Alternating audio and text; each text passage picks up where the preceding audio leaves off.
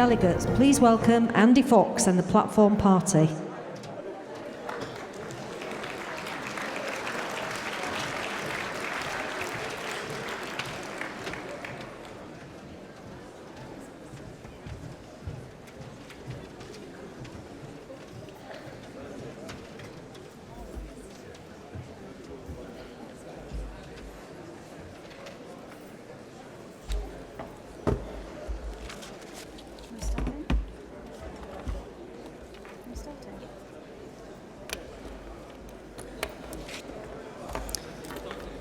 Welcome to this session of conference. We have a busy morning ahead of us with the debate on early years education and skills with Angela Rayner, followed by the health and social care debate with John Ashworth. We will also hear from Mark Drakeford, addressing us for the first time as leader of the Welsh Labour Party and First Minister of Wales. Before we move to the CAC report, I need to let you know the results of yesterday's card votes. I will now give you the results of yesterday's card votes on the NEC and CLP rule changes. The full results are available in the appendix of the CAC report. Card vote 1, NEC rule change, multiple constituency CLPs. 95.52% for, 4.8 against. The resolution is carried. Card vote 2, NEC rule change, BME representation in selections, 97.26 for, 2.74 against. That resolution is carried. Card vote 3, NEC rule change, CLP officers, 96.91 for, 3.09 against. That resolution is carried. Card vote 4, NEC rule change, local government committees, 81.47 for, 18.53 against. The resolution is carried. Card vote 5, NEC rule change, Labour groups, 84.01 for, 15.99 against. The resolution is carried. Card vote 6, NEC rule change, disciplinary powers, 72.54 for, 27.46 against. The resolution is carried. Card vote 7, NEC rule change, democracy review implementation, 97.29 for, 2.71 against. That resolution is carried. Card vote 8, devolved Cornish Labour Party, 14.58 for, 85.42 against. The resolution is not carried. Card vote 9, aims and values, 28.47 for, 71.53 against. The resolution is not carried. Card vote 19, aims and values, 31.42 for, 68.58 against. The resolution is not carried. Card vote 27, election of Labour group leaders, 25.43 for, 74.57 against. The resolution is not carried. We will now take the report of the Conference Arrangements Committee. So please welcome the Chair of the Committee, Harry Donaldson.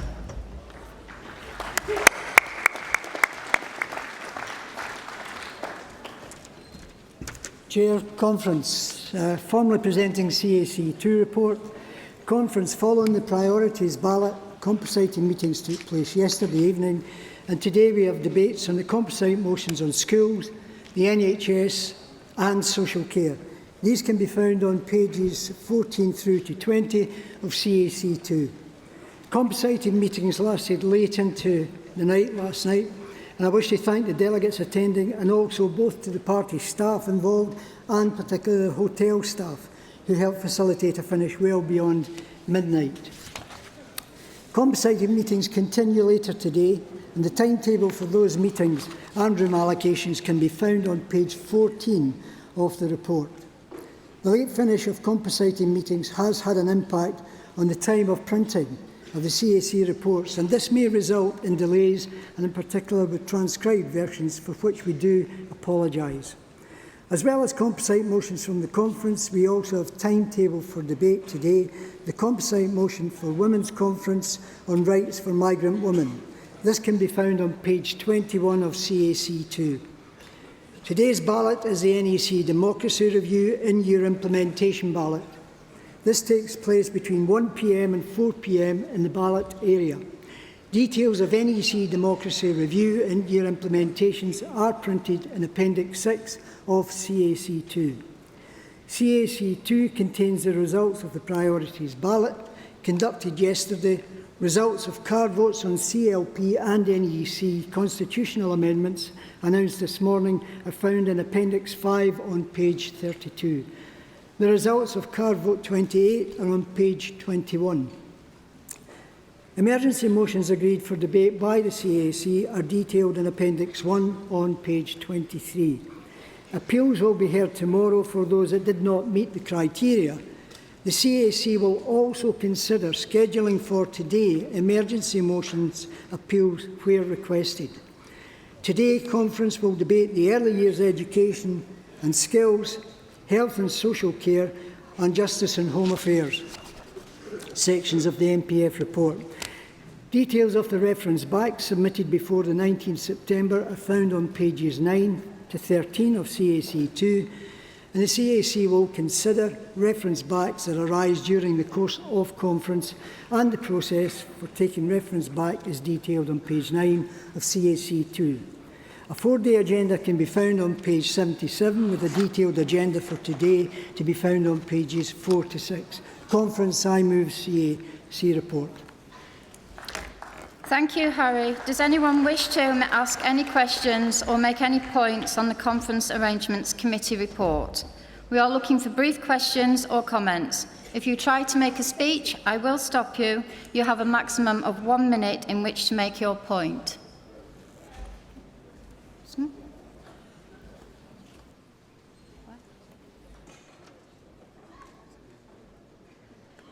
Okay. Yes? Come up.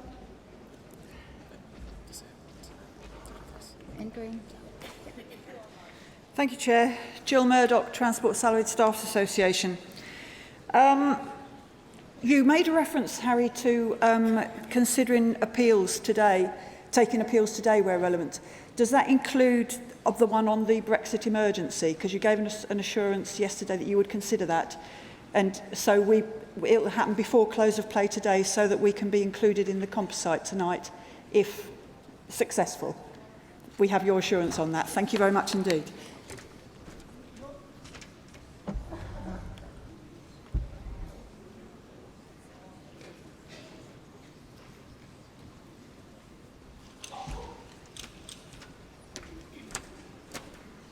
Andy McGivern, GMB. Here I stand once again, absolutely, to say annoyed is the least. Last year I came to the rostrum regarding a Northern Ireland report. The year before it was in the agenda but wasn't taken. Last year it was omitted from the agenda. This year it is omitted from the agenda again.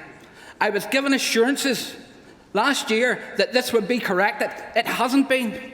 Are we going to continue to be treated as second-class citizens? We have situations in Northern Ireland where we have our shipyard, where we have people sitting outside. Sorry, Delegate, you're making a speech. Can you just make your point? No, I'm just trying to make the point, which we need to speak about, because quite literally, we have trade unions here who have members whose jobs are at threat. And we need to have that report. We need to hear what is going to be said, because without that report we don't know. A despicable decision has been taken by the NEC to once again disenfranchise us and not allow us to stand candidates in Northern Ireland. That is terrible, because quite literally we need a Labour Party which is inclusive of all. Let's stop the discrimination against the people of Northern Ireland.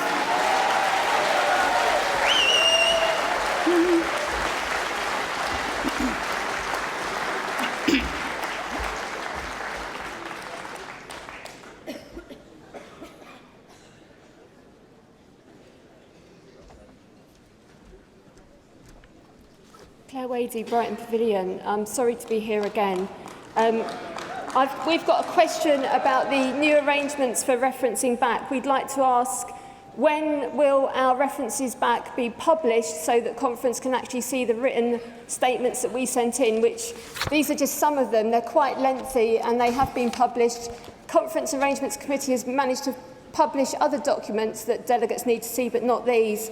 And the second part of this question, Chair, is we're quite happy to have 3 minutes for multiple references back, whether on one subject. But for example, in work pensions and equalities, we've got references back on 4 different subjects as different as universal credit and gender recognition, and those can't be dealt with in one speech from the podium. We've got universal credit, means testing, gender recognition and the gender pay gap. That might take slightly longer than 3 minutes in one speech.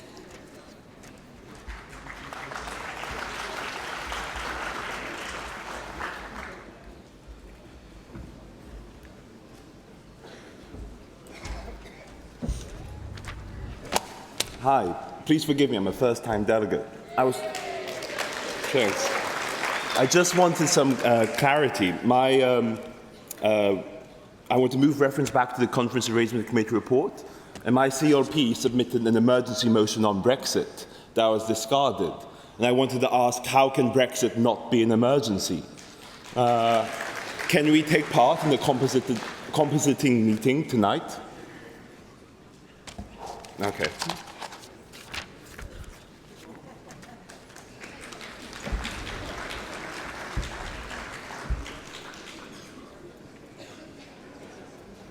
Okay. Thank you. I'll now ask Harry Donaldson to reply to the points you've raised.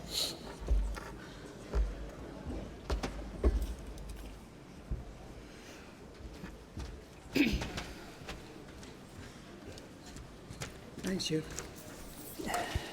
Okay, answering the last question there was the issue that Brexit has already came through the agenda and the priorities ballot, so that already is on the agenda.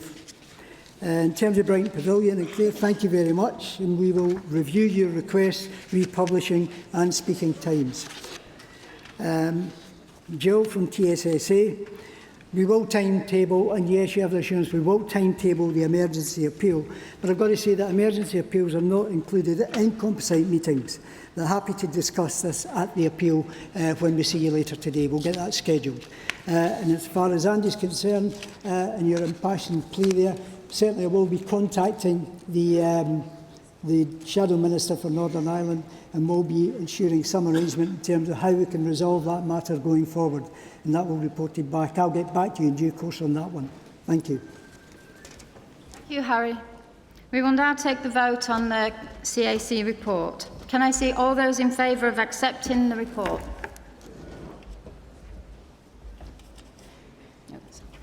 Thank you. And those against? That's carried. Conference, we now move to the Wales report, delivered for the first time by the new leader of the Welsh Labour, Mark Drakeford.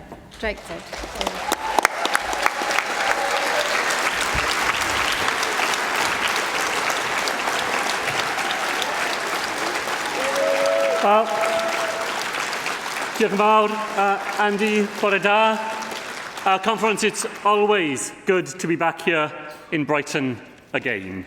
I've had the privilege of attending conference many times and over many years. Well over a decade ago, at the start of the 2000s, I sat in the audience here in Brighton, listening to Rhodri Morgan speak from a text that I had helped to write. He described a Labour Wales where we had already abolished prescription charges, introduced free breakfasts for primary school children, taken hospital and catering services back into the National Health Service. A man sitting next to me turned to his neighbour and said, "For a minute there, I woke up and thought I was at a Labour Party conference." Chair, it's become something of a tradition for Welsh First Ministers, for Rhodri Morgan and for Carwyn Jones to come to conference to show just what Labour can do when we are in government. In Wales, we are protecting people's lifetime savings and helping shoulder the burden of paying for care. In Wales, we are standing up for our steel industry in the face of a Tory government which simply could not care less.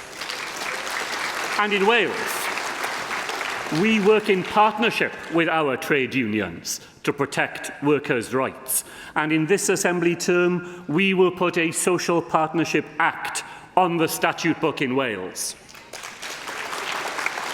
Now, I could speak all morning about the difference a Labour government has and continues to make every day in Wales, and how we are making a reality of 21st century socialism.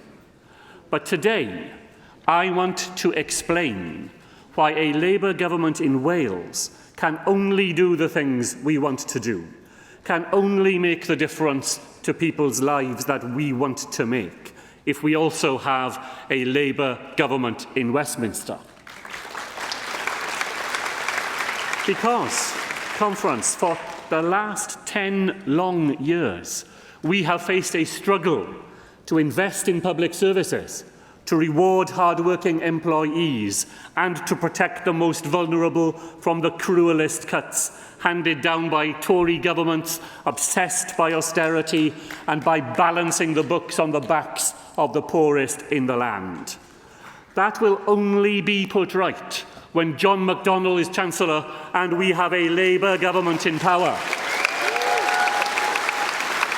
A Labour government committed across the United Kingdom, as we are committed in Wales, to social justice and the pursuit of a more equal society. And in Wales, we are determined to play our part in responding to those defining challenges of our time, the defining challenge of climate change. We know that in Wales we have all the raw materials to make the second industrial revolution.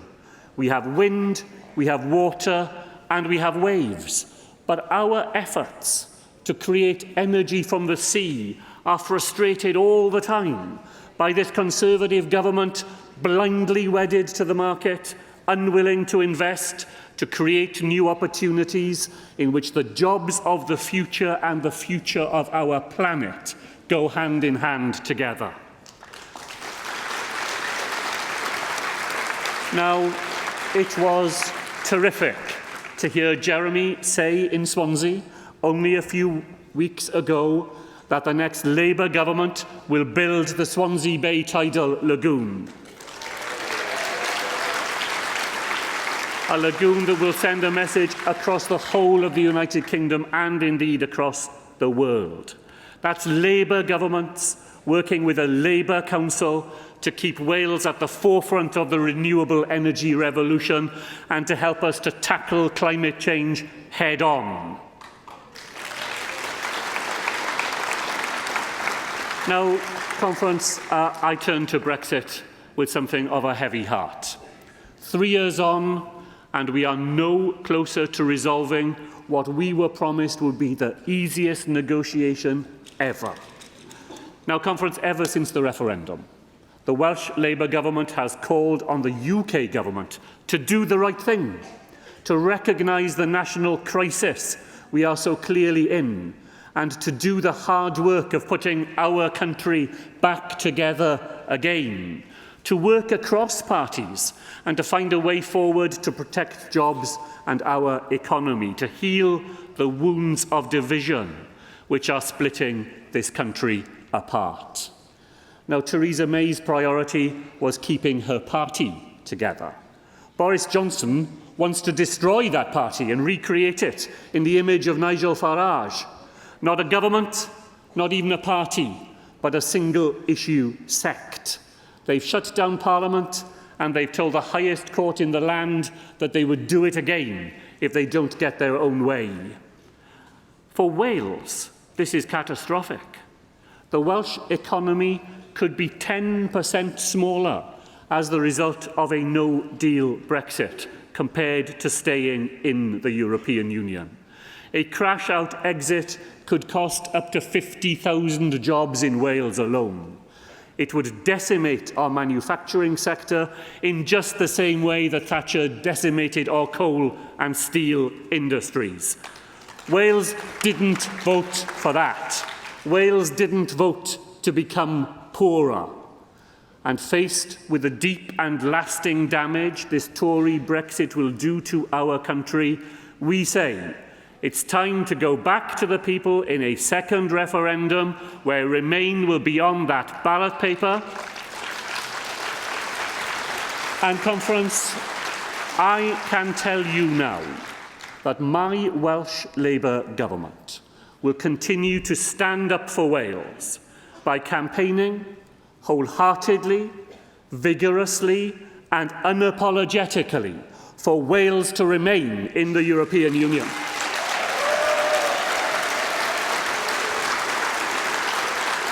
And Conference, we do that because we know that that is the right answer for working people right across Wales.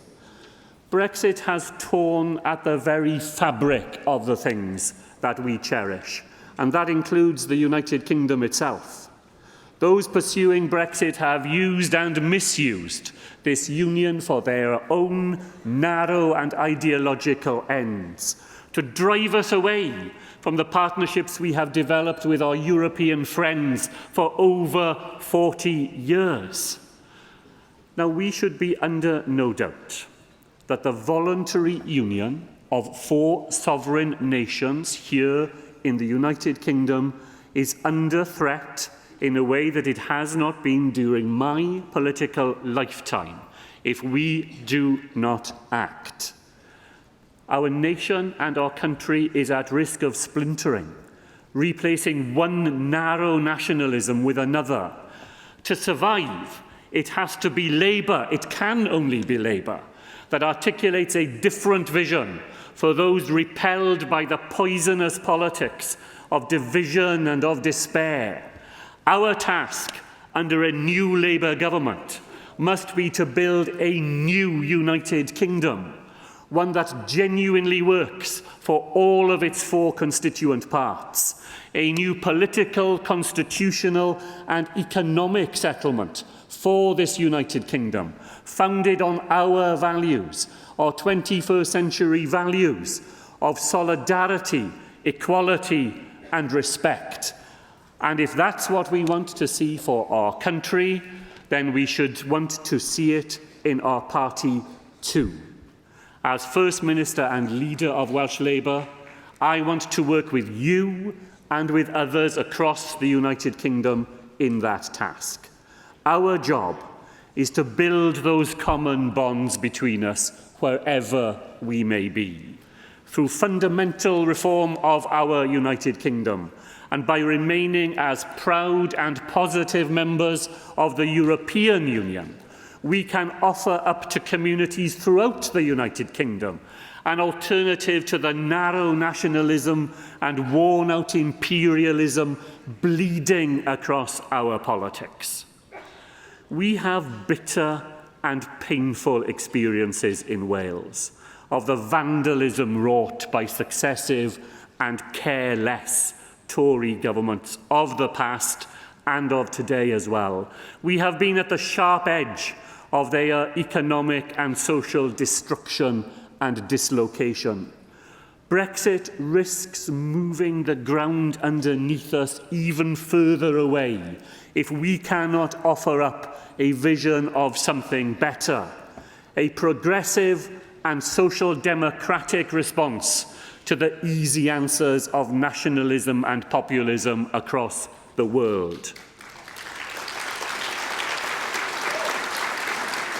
Now, let us instead ensure that there is a UK Labour government in Westminster working with the Welsh Labour government in Cardiff to build a brighter, fairer future for every one of us wherever we may be. Diolch yn fawr. Thank you very much indeed.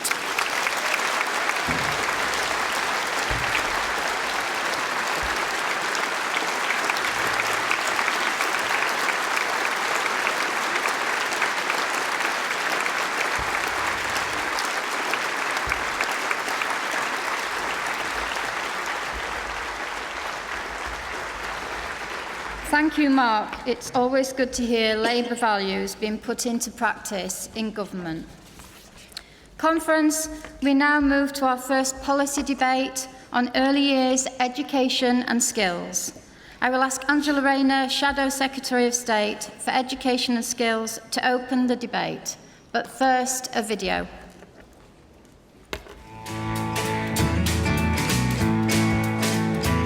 I believe that we are forever something which is incomplete. We trade ourselves for nothings in the words of our conceits. I have seen, now I believe,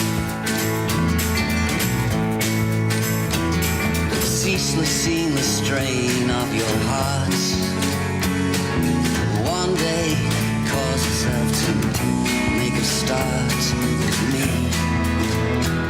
We believe.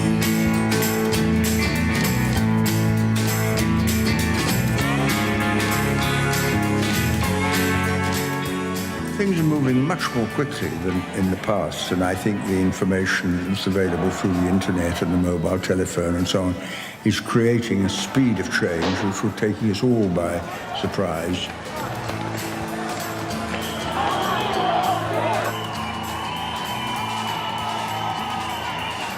If you encourage people, you'll do more good than any other way, because you'll release in them the life force that makes them want to do things. When I see all these other people doing things, I'm inspired by it. So I think the least I can do is to shine some of that encouragement back to them. And if on my gravestone, when I died, they had just the simple word, Tony Benn, he encouraged us, I would regard that as a sufficient justification for what I've done.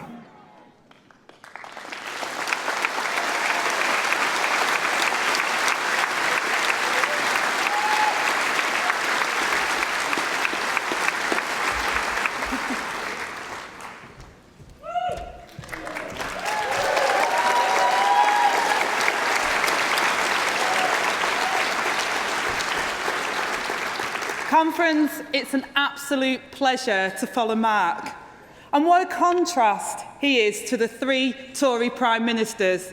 They have achieved the impossible. They've each been worse than the last.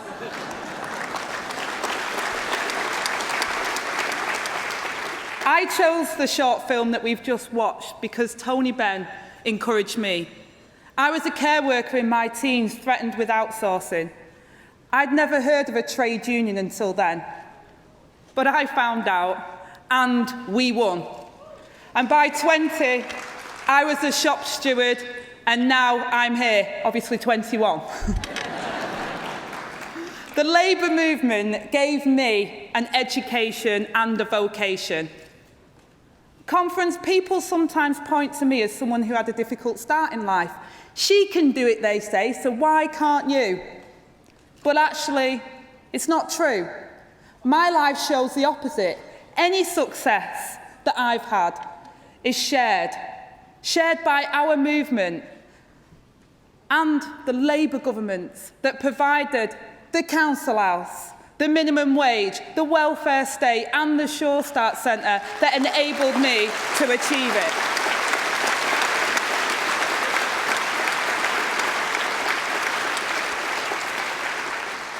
Conference, I don't want to do better than the people that I grew up with. I want us all to do better. That is why we'll upgrade social mobility to social justice, turning the Social Mobility Commission into the Social Justice Commission. And we will set that commission to work on making the whole education system fairer through the integration of private schools.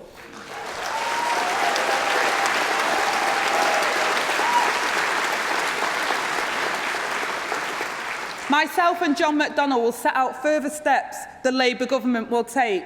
But I can say today that our very first budget will immediately close the tax loopholes used by the elite private schools and use that money to improve the lives of all children.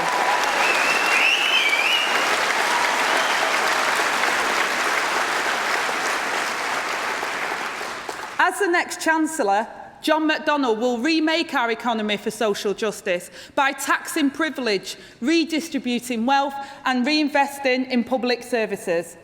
And so too in education by creating a new universal basic service. This is the heart of a national education service, a fundamental belief that education is a right for all, not just the privileged few. It's a right that we will radically expand. As with our National Health Service, it will be there from the very start of your life. Conference Sure Start changed my life when I had my own son. I joined a parenting class. No one was more efficient than me at changing nappies and having a proper bedtime routine. But no one mentioned love. That is what I learned at Sure Start. We know the importance of bonding in the early years. Children who know they are loved go on to flourish. So we will deliver a renewed Sure Start programme, Sure Start Plus.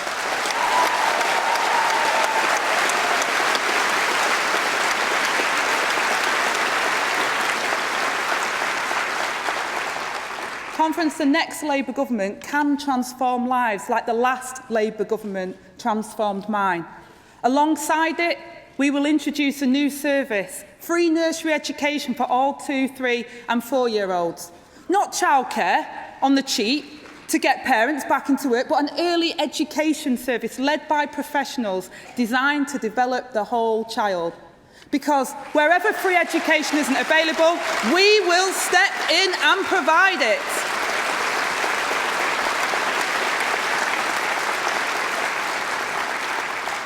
And Conference, we will end university tuition fees.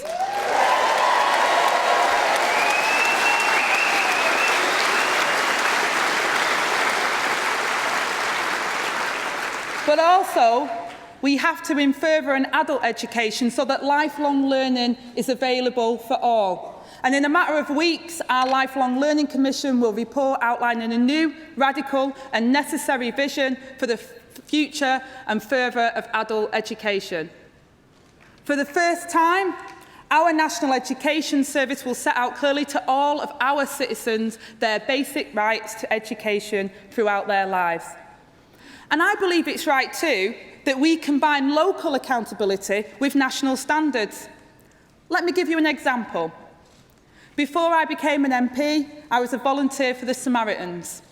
Some of you may know how it began. A young girl took her life because her period started. She didn't know what was happening to her. She thought she had a disease. But if she'd have had sex and relationship education, she might be here today. That's why I'm determined that every child growing up today has the right to learn about these issues, and that's why we will set out clear national guidelines and why we will stand by the teachers implementing them.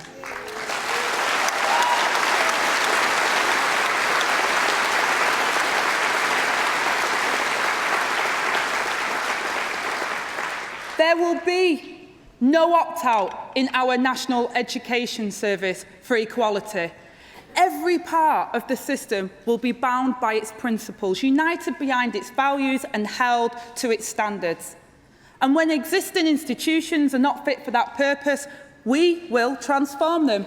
Conference, that is why we will scrap Ofsted.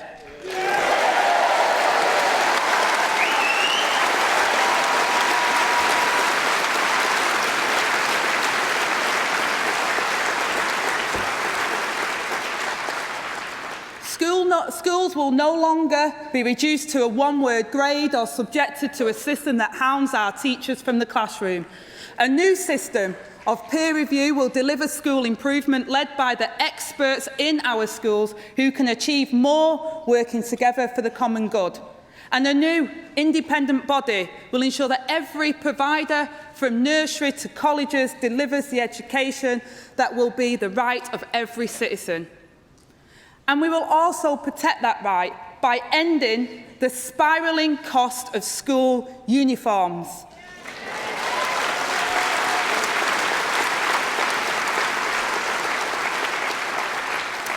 Parents forced into debt, children in clothes that often don't fit, and the Tories failing for 4 years to keep their promise to act. So we will set a clear price cap and stop the scandal of children priced out of school.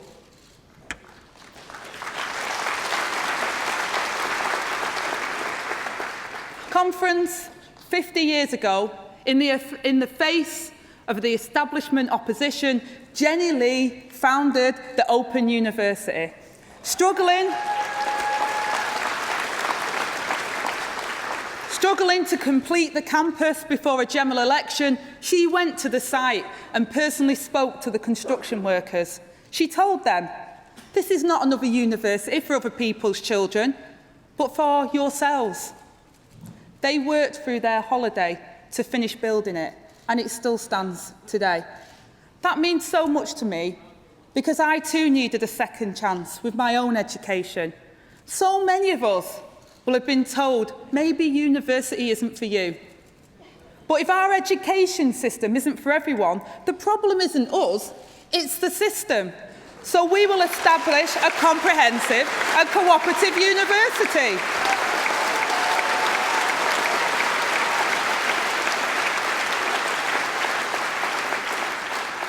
A university with academic and vocational teaching on an equal footing. Common ownership of the production, distribution and exchange of knowledge itself. Because we often hear about the value created by innovation or investment, but rarely that created by the labour of workers. Yet the resources of the new economy will not be dug out of the ground, as so often found, but it will be found in the life of the mind. That's why I reject the Tories saying we'll just spend. No, we will invest.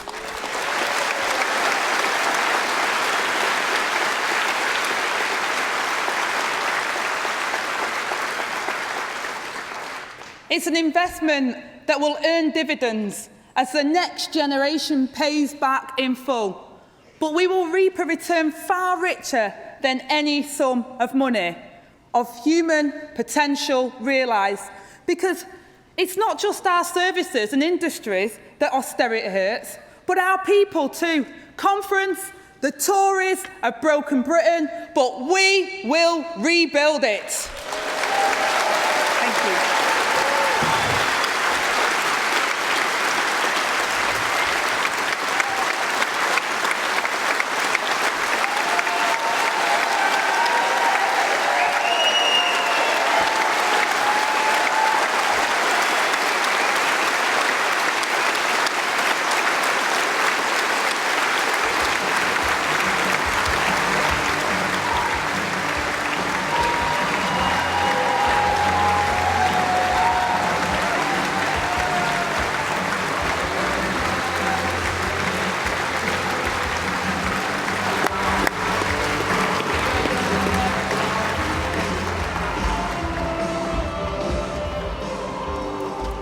Thank you, Angela. Inspiring stuff. We've had notifications of references back from the following organisations: Bristol West, Beaconsfield, Tottenham, Labour International and Brighton Pavilion. Delegates have 1 minute in which to move their reference back. If moving more than one reference back, they have a maximum of 3 minutes in total. These time limits will be strictly enforced. Before I call those delegates, are there any further references back? Okay, let's come down. Anybody else?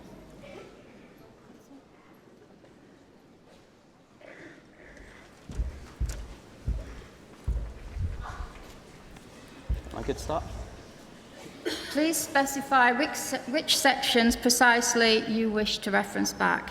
Conference, I'm moving that we refer back the Sex and Relationship Education section on page 30 of the National Policy Forum report. It was great to hear so much about the importance of RSE, but I want to hear details. And the National Policy Forum doesn't seem to have considered any new policy or policy ideas. There have been numerous detailed submissions from LGBT+ individuals and party organisations over the last 3 years. I've put some through from Bristol. These don't seem to have been considered. For an issue that's so important to the LGBT+ community, for public health, particularly the health of LGBT+ young people, and for equalities generally, this simply isn't good enough, and I think it demonstrates why the National Policy Forum isn't fit for purpose. Thank you.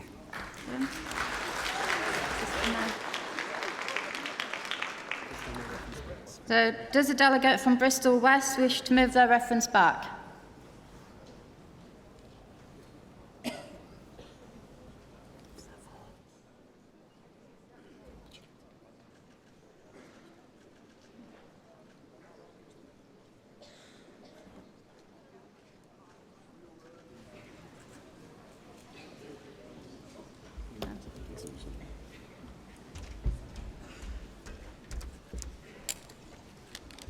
Good morning, Conference. My name is Alexa Collins, Beaconsfield CLP, referencing back page 33, the last paragraph of the document. So Beaconsfield is in Buckinghamshire, or as I like to call it, the 1950s.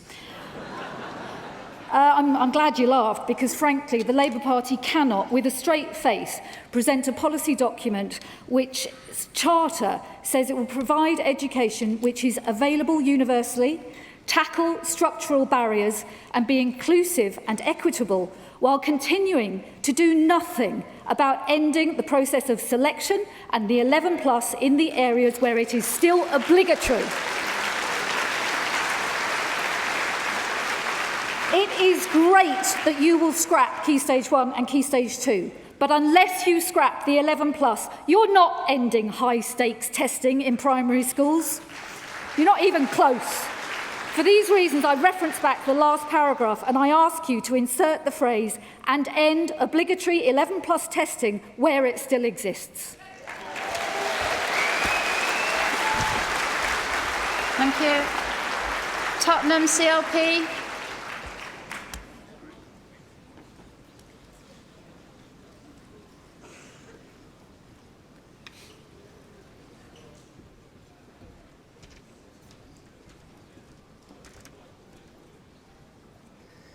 Conference, on page 17.4 of the National Education Service Charter incorrectly lists the protected characteristics in the Equality Act.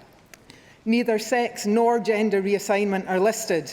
Gender is used as a substitute for both, but as the toxic Gender Recognition Act debate has told us, both sides are saying that sex and gender are not the same thing. Everyone agrees on that. Sex is one of the main axes of discrimination in our society, while those who have undergone or propose to undergo gender reassignment face unacceptable discrimination as well. Both sex and gender reassignment should be explicitly mentioned to recognise this and to be in line with current equality legislation. Please amend the paragraph to include the correct protected characteristics, so regardless of age, disability, class, gender reassignment, race, religion, sex, sexual orientation or any other social or personal characteristic. Thank you. Thank you. Labour International CLP.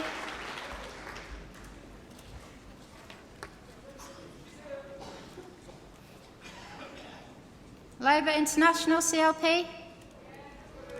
Okay.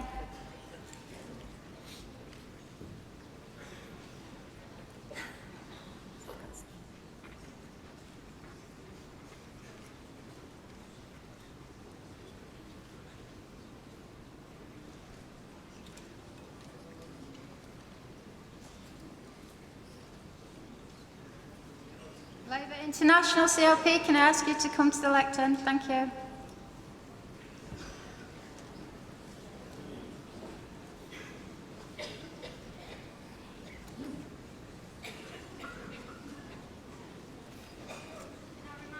Everybody who's speaking to actually register the details on the way back. Thank you.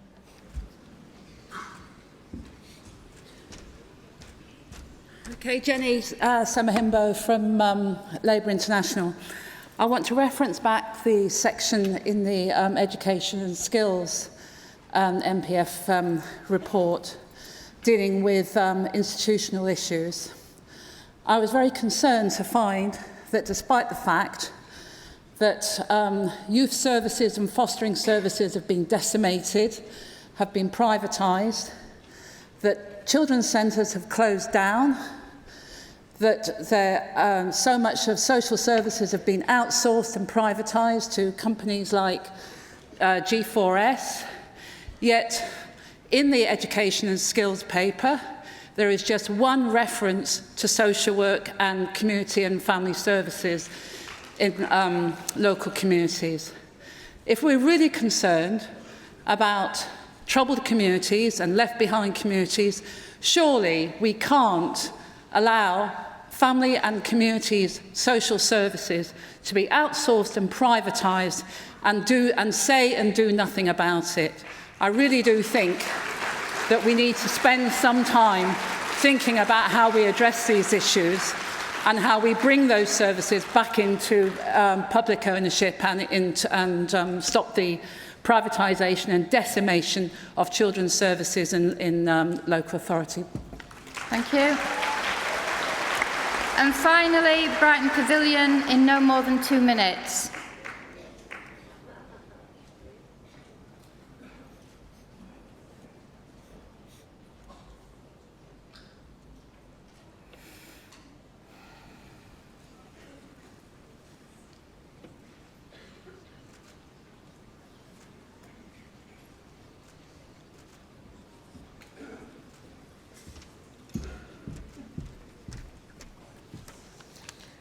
Leonie Barua, Brighton Pavilion. I'm sent here by my CLP to represent our Black, Asian, minority ethnic members. We want to reference back the word ESOL, standing for English for Speakers of Other Languages, which is in paragraph 7 on page 10 in the policy section. English for Adult Speakers of Other Language, or ESOL, is the only explicit reference to policy for Black, Asian and minority adults, and there is no mention of any specific provision for Black, Asian, minority ethnic children. There also needs to be a national plan for learners in schools with English as an additional language. There needs to be national oversight of their qualifications relating to EAL expertise in all settings, including initial teacher education. Commitment to an inclusive and equitable national education service requires an ambitious and overarching plan for Black, Asian and minority ethnic students, staff, including migrant children, adult learners and refugees. It needs a whole system approach and sufficient targeted funding in order to go far beyond restoring levels of provision under a previous Labour government. This is crucial in a time of rising racism. Secondly, second reference back, we want to reference back the phrase, as part of the review, an expert panel will consider how climate change and its impact are taught from primary school onwards. This is in paragraph 3, page 33, under curriculum. Teaching about climate change is vital and will have increasing significance. Reforming the curriculum should take account of this. However, the current debate around Brexit has exposed dangerous divisions in how we understand migration, including climate migration, climate refugees, belonging, and empire, and how these issues affect us all. They all need to be taught as part of a broader project of decolonising and diversifying a curriculum that is part of an inclusive and equitable national education service. There should be funding for a future cross-disciplinary programme to support teachers in teaching these sensitive topics to all secondary school students. Can you start winding up, please? I urge you to support these references back. Thank you. Have I got another reference back? Yeah, one more reference back. Thank you.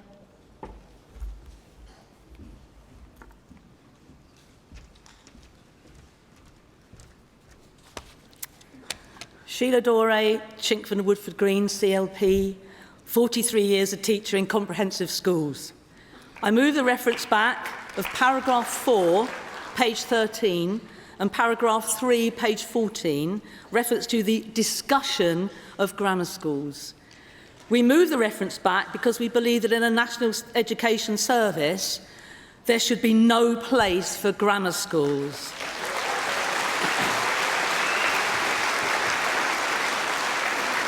we thoroughly recommend the document, particularly its emphasis on democratic accountability of schools, the removal of academies and free schools, bringing them back under local authority control. But we want to reiterate our commitment to the abolition of grammar schools. Grammar schools label children as failures at the age of 11. 20% pass the 11 plus, 80% of children fail. Research shows unequivocally that grammar schools do not lead to social mobility. 2.6% of children in grammar schools are on free school meals, compared to 13.4% in all state secondary schools. Professor Selina Todd of Oxford University and President of the Socialist Education Association concludes that this policy is a failure in terms of social mobility. Few children pass, many children fail.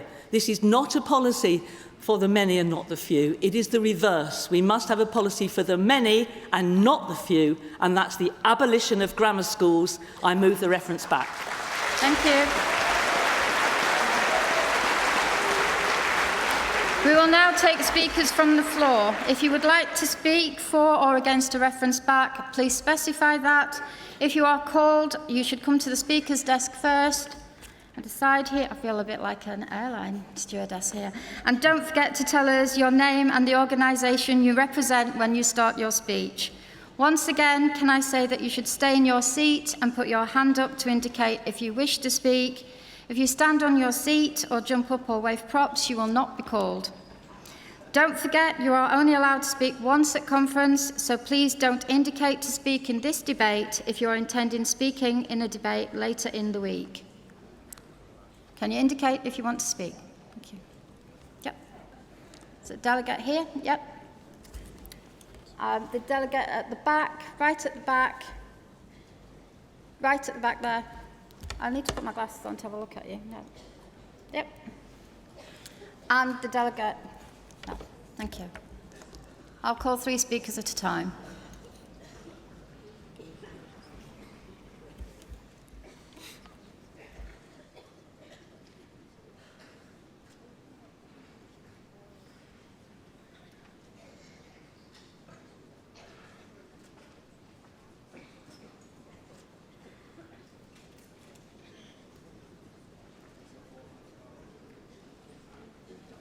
If I've called you to speak, can you come to the front, please? Thank you.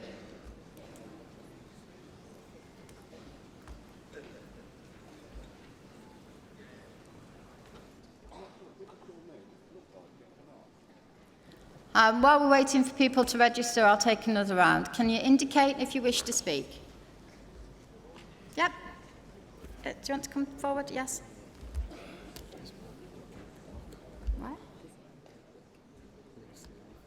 A hand right at the back on this side. And the delegate there. Yes? You just make your way to the front. Thank you.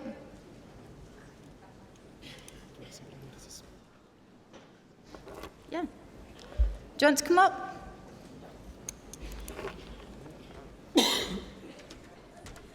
First time speaking at conference. Marjorie Brabazon, I'm a councillor in Hull, north of the country, and we've had lots of cuts as they have in lots of other parts of the country, but our youth services have absolutely been decimated. I was a youth worker many years ago, and we had a youth centre on every estate in the city, and it was the work that the youth workers do is very, very special. It's not school. We have a very special relationship with young people, and the youth services are very, very important, particularly at this time. We hear of young people being taken into these county lines, thing that's happening across the country, knife crime and all the rest of it, and breakdown in communities and in families, family breakdown due to all these horrible things that the Tory party are doing with the cuts to benefits, for example. So I want to fight for a youth service that does a proper job, that isn't just something that reaches a small number of people in our communities. If we can catch these young people at an early age, then we can help them to turn their lives around. I can give an example of a young person who has come to our youth centre, and he was, he was a lovely lad, but he got in the wrong crowd, and his peers were putting a lot of pressure on him, and he ended up, doing some bad things and got in trouble with the police. As a youth worker, we spent time with these young people, listening to their concerns and supporting them and helping them to go in the right direction in life and get a better education and learn the values that we so, as a Labour Party, as we so precious to us. And so this young person is now actually working for the social care, and he's working for young people who are leaving care. He's doing an excellent job. That is just one example of one young person whose life we can turn around. So I want to say that we need more youth service provision in our cities for our young people at such a difficult time. Thank you.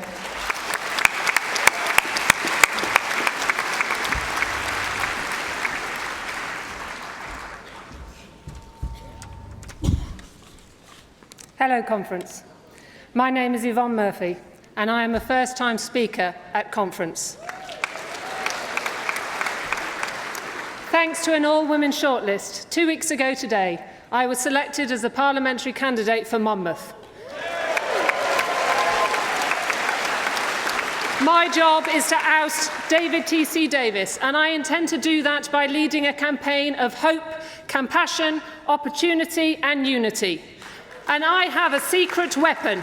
We all have a secret weapon. It is called a Welsh Labour government. Let's not keep it secret anymore. I'm proud to be a Welsh Labour parliamentary candidate, and I'm proud to live in the devolved nation run by a Labour government. Conference, when we speak here, in Parliament, on the doorstep, in councils across the nation, when we speak to the media and via social media, when we chat with our friends and our colleagues and our family, we must reference the already existing Labour government in Wales. And I call on every member of the Shadow Cabinet today, for you will be the government of tomorrow, to sing out loud and proud at every opportunity the achievements of the already existing Labour Welsh Government. Let us unite in celebrating record levels of investment in education in Wales for an extra £100 million for schools in Wales. This is what life is like under a Labour government. We have a new curriculum being built in Wales, which puts creativity at the heart of all children's learning. This is the result of a Labour government. Imagine what we can do with a Labour government in Westminster. So when we meet people on the doorstep, let us ask them what kind of society they want. My eldest went to university last Sunday. It seems I'm having quite momentous Sundays at the moment. Can you start winding up, please? He joined thousands attending universities across the whole of the UK, thanks to a Labour government policy. Education, education, education.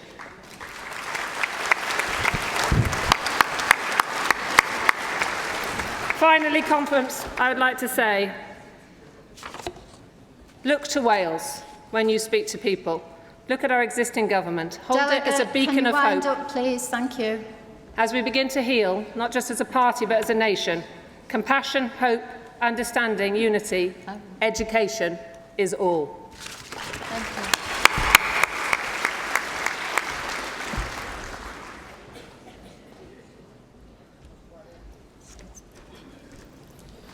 Thank you, Chair. Shane Rockley-Cox, proud Unison delegate. I knew I was going to get a cheer from Andrew there. Speaking in support of some of the youth services, I agree with what some delegates have said in regards to the prominence we need to put in our policies for it. We have a great policy on youth services to restore a statutory youth service that hasn't really existed before.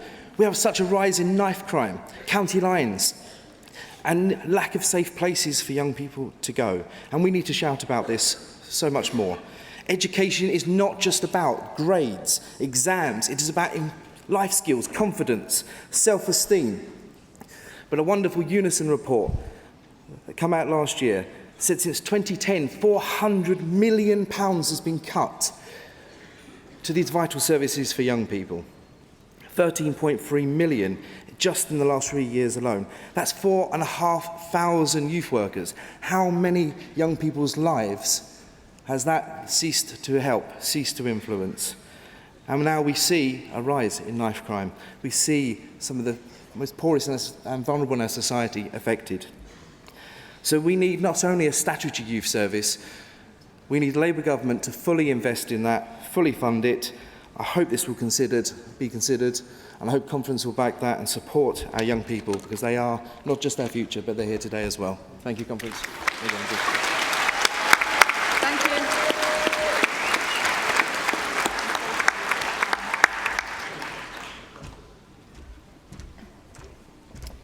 David Flack, Rayleigh and Wickford CLP. Comrades, I'm a failure. I failed when I was 11. I sat a test that I'd never understood, didn't know what was coming, and puzzled over it until I realised I was a failure. The man who invented that test, Sir Cyril Burke, was a cheat, a liar. He actually falsified his data. The evidence on ability in education is tenuous at the very least, because I eventually, through the Open University, a teacher of 40-odd years,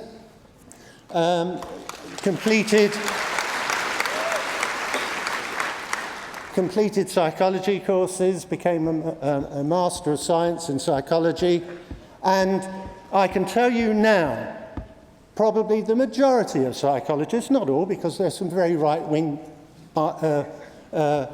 people, especially in the United States, would tell you that you cannot use ability as a predictor of a child's future performance. It's a social myth. Now, I'd also like to say that I became head teacher of an SEBD school. For those of you who don't know what that is for other children who have been failed by the system. Not that they're failures, they're being failed by bad social conditions, bad education, and when we come to the academy system, the way that it actually operates through Ofsted and the reductionist, imperialistic way that we have tick lists about what's a good lesson, what's not a good lesson, the reality is that those children have been kicked out because they have special needs. Now, it is mentioned in the National Policy Report about SEND, and so many children are not getting the support that they need to succeed in education. Can you start winding up, please? I'll be very brief, but I do want to say the report doesn't mention social, emotional and behavioural difficulties. The children who are cast out, and largely into the private sector, I might say, because central provision in education has been taken away. And they are affected more than most, even more than those other children in SEND. Delegate, can you wind up, please? Please put it back in. Let's do away with selection. I support doing away with grammar schools. They are the disease that infects our educational system. Thank you.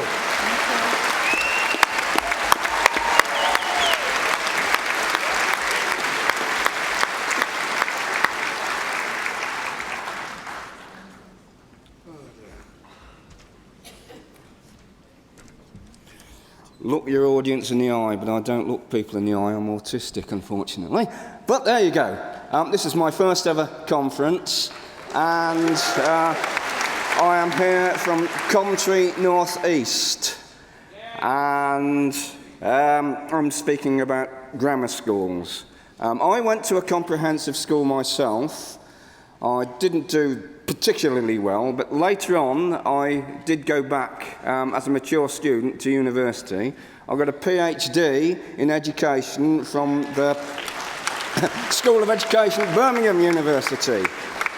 And I'll speak about Labour. I'm going to go back a long way with Labour now, because Labour was a pioneer of the comprehensive system of education. However, it was spoilt by the continuing existence of selection, that it was still allowed, that 11+ still exists, that the grammar schools still exist. It was a project that was doomed to failure. So I say we must carry through this project now again at a second chance. Education is the most important thing for the future of everybody on this planet. In fact, it's as important as climate change, because how else would we understand climate change except through education and science?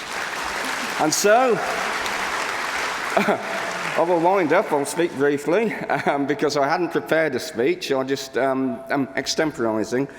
I fully support the referral back to abolish the grammar schools. They are a toxic institution.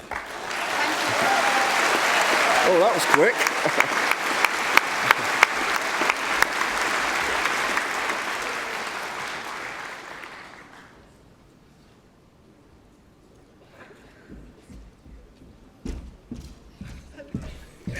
Hello, conference. My name is Celia Hibbert. I'm a councillor for Penn Ward and a newly selected parliamentary candidate for Harborough, Obi and Wixton.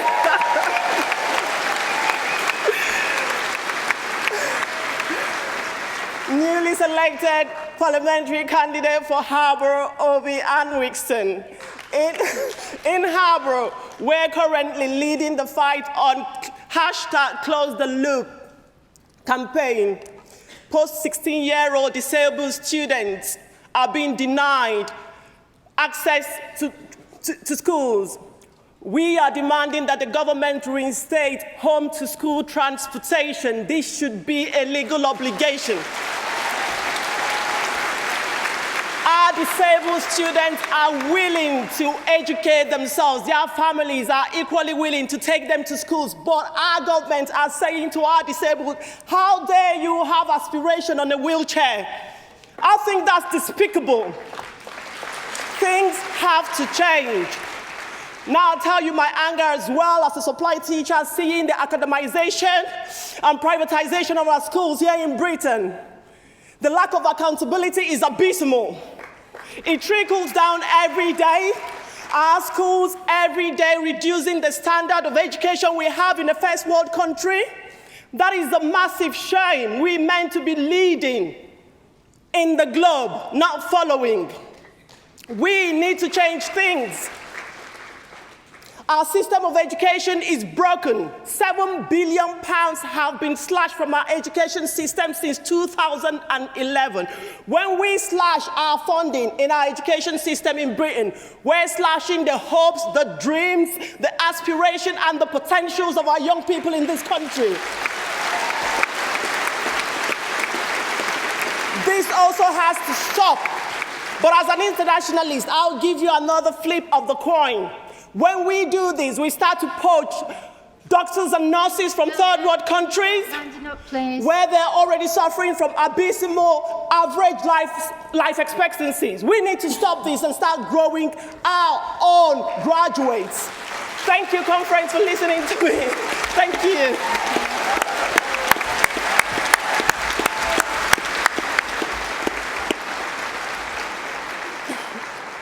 This will be the last speaker, and then we'll move on to the composites. Thank you, conference. My name is Kasim Ali. I'm a first-time delegate and first-time speaker at the conference. Although it feels I have been here before, since I've joined now my extended family for the Labour Party. And I'm looking forward, us together, leading this country for the better, to make it prosperity for all the children and everyone in this country. I'm speaking now on behalf to support, to end grammar schools and private schools. And the reason I say this, because as a local councillor, I have seen education, what's like in Kensington and Chelsea, as well as knowing from first hand from my wife, who is also a primary teacher. As a former bus driver, I know education, what it's about. I was driving one day in Gower Street in London, and I found out a university called University College London, UCL. and I ended up finding out information from it, and finally I decided back in 2006 to end up at that university. I managed to do that university with a scholarship and managed to do my first degree as well as master's degree in global prosperity. I don't have to wait conference. I don't have to wait someone to give scholarship to get an opportunity for a person like me of color or anyone. Class is the issue, not the color in this country. If you are educated in Eton College or whatever it is, you ended up at universities and Oxford and everywhere else, and then you expect you have the privilege to rule this country. No, we have to give an education to everyone and end the education system, which is one country, two systems. We can't do that. Universal basic services will give an opportunity for all and everyone will be limited by the talent, not the nature of their class, wealth, and what they have. And therefore, I am supporting today this conference and this next Labour government led by Jeremy Corbyn to end and abolish once and for all grammar system and private system. We all have to be in one country and have one system, and for that reason, conference is an opportunity for us to lead this country, and the next opportunity and the next leaders, councillors, council leaders, everyone. Delegate, can you wind up, please? I will do it in a minute. Thank you. Can you wind up now, please? Thank you. I will do that in a minute. The point is for us, conference, this is an opportunity. Please, please, please vote for this so we can support our brilliant Shadow Secretary for Education and hopefully lead this country once and for all. Thank you very much. Thank you.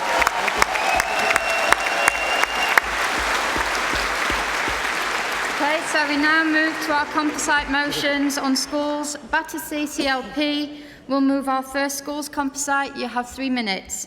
Could I also ask a delegate from Bolton North East CLP to go to the desk, ready to second the motion?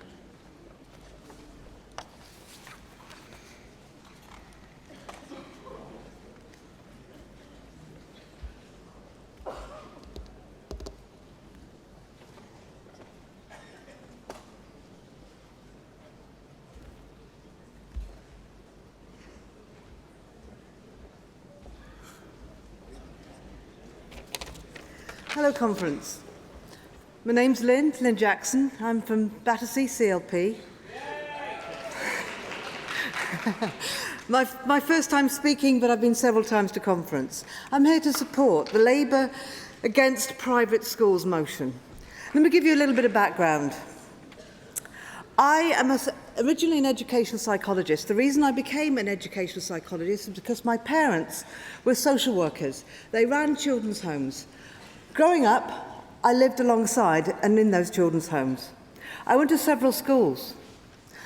As a child, I could see how unfair it was that if you didn't have a good start in life because your parents couldn't look after you, how come if you went to a school that wasn't giving you the care and the support that you needed there? Because I went to schools like that.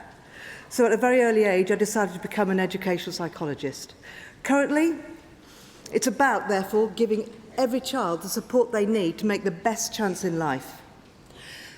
At the moment, I'm working half the week as an educational psychologist in Southwark, one of the most deprived boroughs in London. The other half of the week, I work as a psychologist, as an expert witness in court proceedings, mostly care proceedings.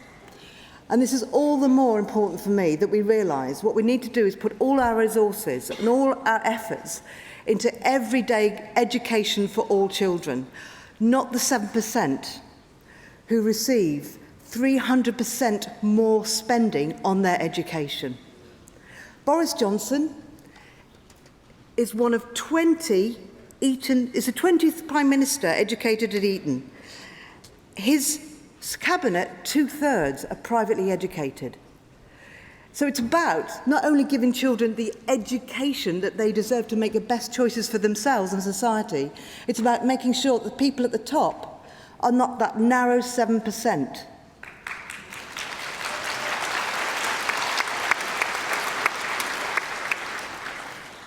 So I really want you to support this motion, because what I want us to do is to make sure that our election next isn't about the people versus the Parliament, which it feels like to me at the moment, but about people versus privilege, making sure that we have equality.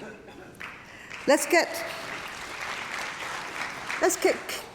out the Eton-educated posh boys Let's have Jeremy Corbyn in there.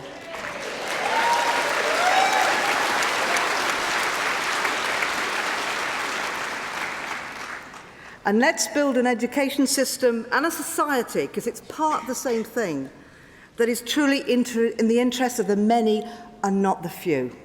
Thank you. To North East will second Schools 1.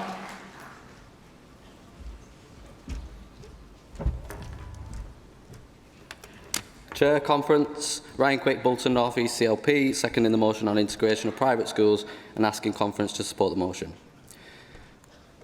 We, a movement of over 500,000 people, join together with the underlying belief in fairness and equality, believe that the sole purpose of elitist education is to divide the haves from the have-nots, to divide us from them.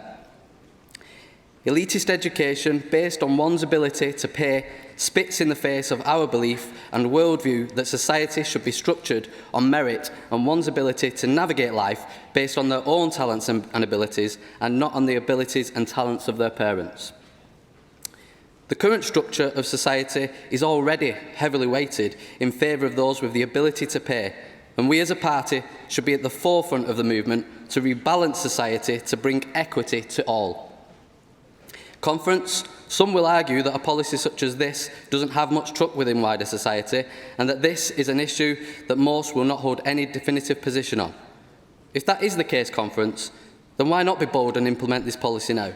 And if not now, when is the time to fundamentally change our systems of education so all children are given equal opportunities in order to build a society with fundamental meritocratic principles? If people really can be swayed either way on this issue, then why not use our influence as a mass political movement to build a society based on each according to their ability, to each according to their need? And if not us, then who will? Let's move away from a politics of consensus, largely based on a false consensus that is supplied to us by media barons, establishment politicians and big business who clearly reap the rewards of the old boys networks established in their formative years within private education. Let's instead have belief in the power of our own convictions, that all children matter, that all children should be given equal opportunities and ensure that all children are aware of how wonderfully diverse society is, regardless of their background, economic or otherwise. Conference, our motion is very clear. We want to integrate all private schools into the state sector. We want the wonderful facilities and resources these schools have to be available to all our children, not just a privileged few. We want to make sure the historic endowments that were meant for the education of poor scholars are returned to the rightful beneficiaries.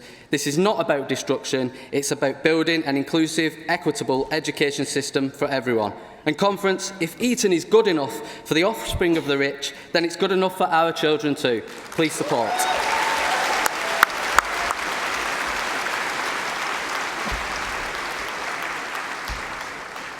The second composite on schools will be moved by SEA and seconded by South West Devon CLP. Can you come forward, please? Oh, well done.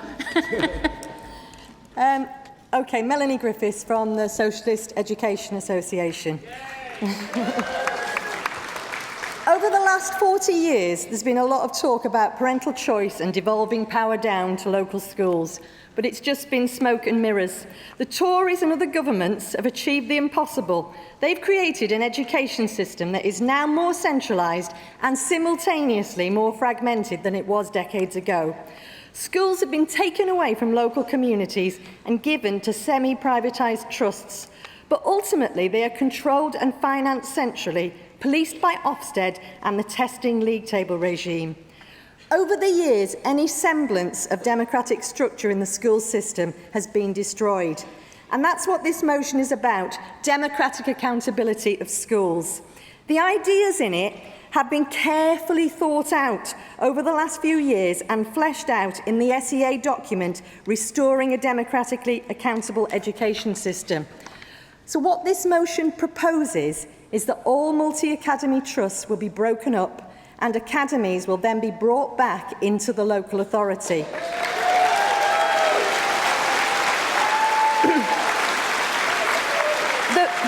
The The pre-1988 local education authorities were not perfect, but they were certainly better than what we have now. But anyway, this motion is not about proposing a return to the old system.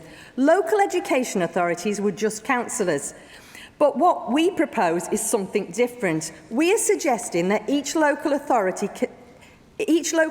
should establish an education committee consisting of elected councillors, but also elected representatives of a range of stakeholders in education. And by stakeholders, we mean students, parents and carers and staff. By staff, we mean not just head teachers, but classroom teachers and support staff. The assumption would not be that senior leaders would speak for all staff. It would involve trade unions, and if the system is to operate effectively in local areas, we'd need to think about representation from local businesses. So what would these new education committees do? They would be responsible for overseeing educational services in an area. They would start to build up central services again, bringing them in-house. Services such as cleaning, school meals, caretaking, educational psychologists, supply teachers, payroll and personnel, IT support.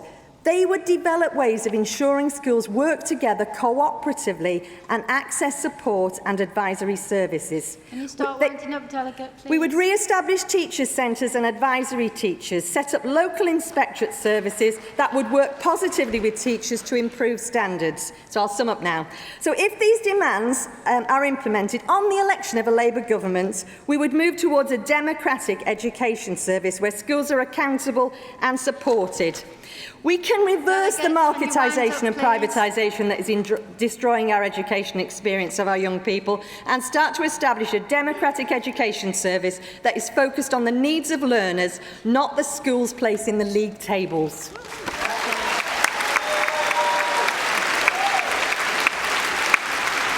Can I call on South West Devon to second the motion?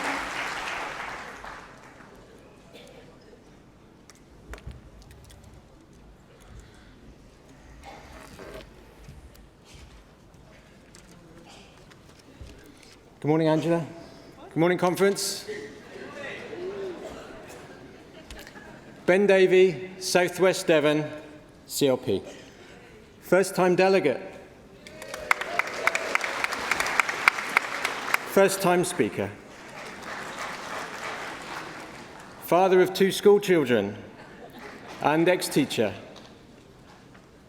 Conference, education is our gift from one generation to the next, and we have allowed that gift to be given away.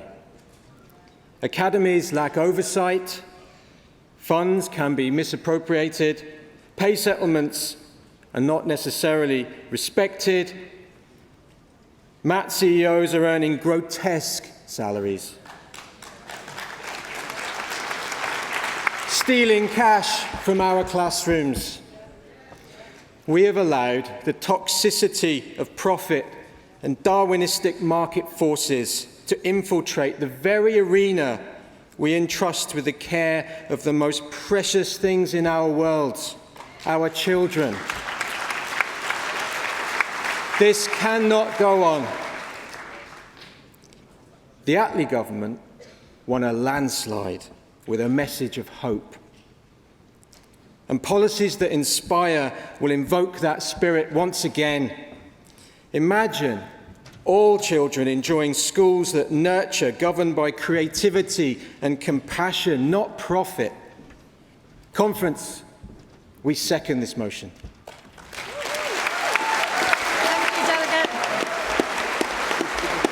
We have time for a few more speakers. If you would like to speak, please raise your hand and please remember to make it clear which motion you are speaking in favour of or against. I've already got the delegate at the front here. Can I take the delegate right over on this right-hand side? Yep, about 4 rows back. You waving your hand around, that one? Nobody from here. Can I take this delegate here on this row? Yeah. And the delegate right at the back in the yellow top. Yellow top? No. Yep. That's it, thank you. If you can make your way to the front.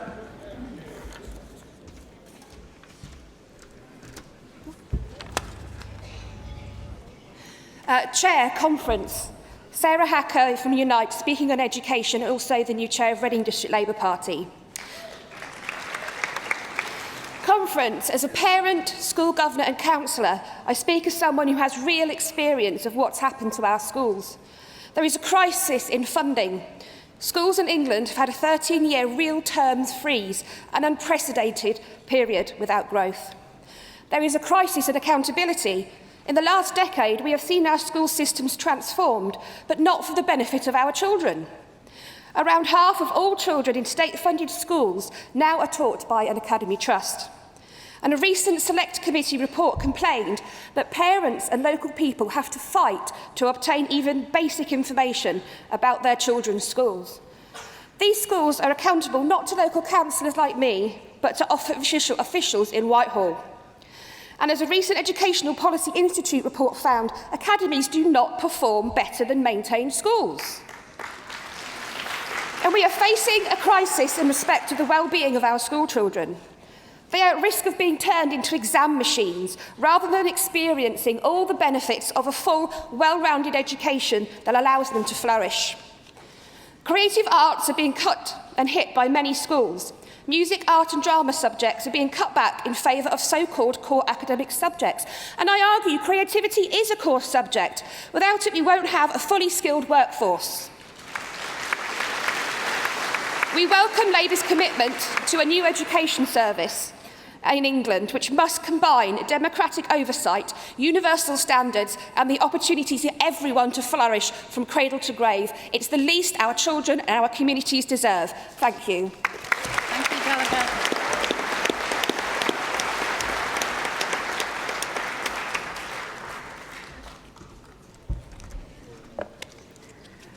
Hello, my name's Lisa Robbie-R-Webb. I'm from Central Devon, and in case you're wondering, that's Dartmoor, basically. Firstly, I want to apologise for my rather Lib Demi dress today, but I really wanted to be noticed.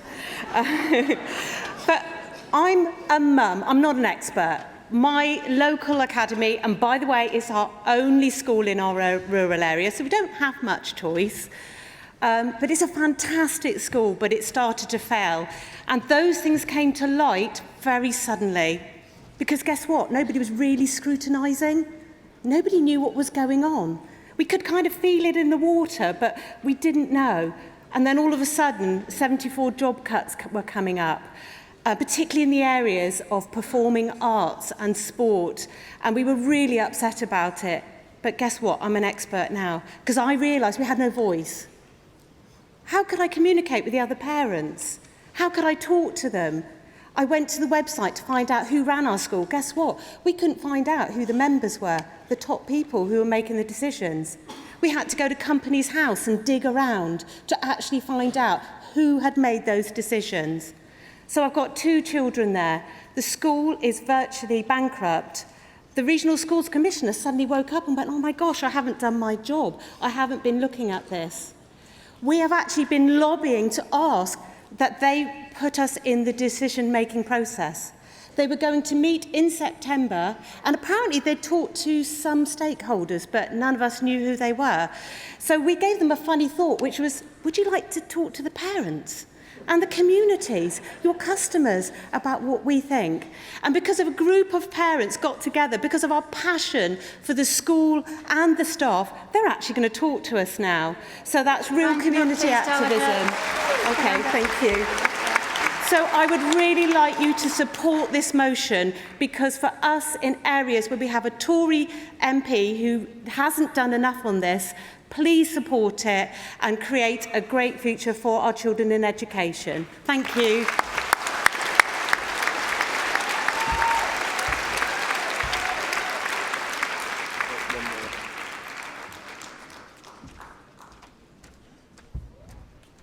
Afternoon. Good morning, everybody. My name's John Wiseman from Unite the Union. I'm a counsellor, teacher. I'm very proud of being a comprehensive teacher. Conference, thank you. Conference, you don't have to look past the Tory front bench, Rees-Mogg, etc., to know why private education is such a problem. How can it be right in 21st century Britain to still have a feudal education system, where a privileged few receive tax-subsidised education on the back of ordinary working people? But rather than abolish these aberrations, our government continues to push further privatisation through academies and free schools. I'm not here just to support these final composites and motions. I'm also here to speak up for comprehensive education.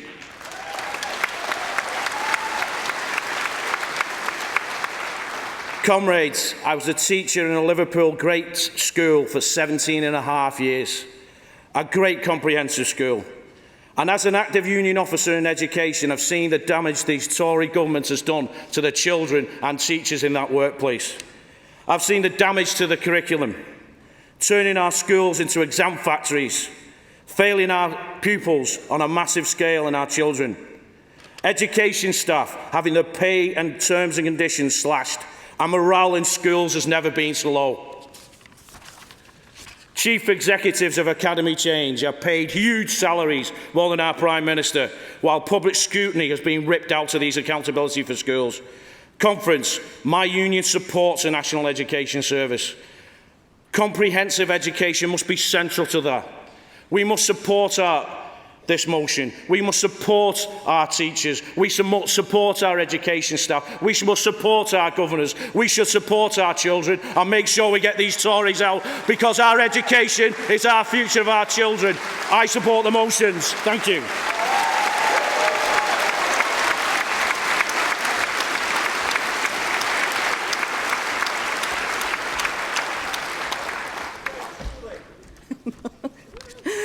Chair, Conference, speaking in support of both motions. I'm Julie Hilling, I'm the parliamentary candidate for Bolton West, where since 2015 we've had a Tory MP who tells local people one thing and then goes to Parliament and votes totally differently. He told his constituents that he'd fight fracking and then went to Parliament and voted for it. He told the WASPy women he'd support them but didn't vote for proposals that would ease their situation. And he blames the council for cuts in police, social care, the state of local roads, even though he's voted for every single cut to public services, including a further £23 million cuts to our councils this year. The people in Bolton West are suffering from the actions of the Tories, and it needs to stop. Like the disabled couple who are having to leave their fully adapted house that's been their home for 40 years because of the bedroom tax. Like the couple who put all of their savings into their own business, which they lost completely when he was diagnosed with cancer, and they had to wait 3 months for any money to live on. And like the nurse who was likely to lose her job and her home because her disabled son could only get 12 hours of schooling a week. And thank heavens for Unison helping out with food parcels. How can we be the 5th richest country in the world but have more and more people sleeping on our streets? How can we be the 5th richest country in the world where people work all week and then have to go to food banks to feed their families? The 5th richest country, but where disabled children can't go to school because of the lack of funding, where class sizes are going up and where teachers are having to buy basic resources out of their own pockets. Our youth services have been all but destroyed, drugs and alcohol services gone, mental health support not available when it's needed. We're again bringing up a generation of young people with nowhere to go, nothing to do and no hope for the future. Can you start winding up, please? It's wrong. A Labour government will transform the lives of young people and our communities, for the many, not the few. But we have to win seats like Bolton West, and with your help and support, I will win. Delegate, I'll call for 3 more speakers.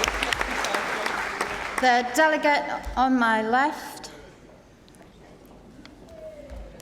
The delegate right at the back on the second row. Yes? Yep. And the delegate right at the back on the last row. Yes, the one waving at me now. I think two people think they've been called there. Pardon?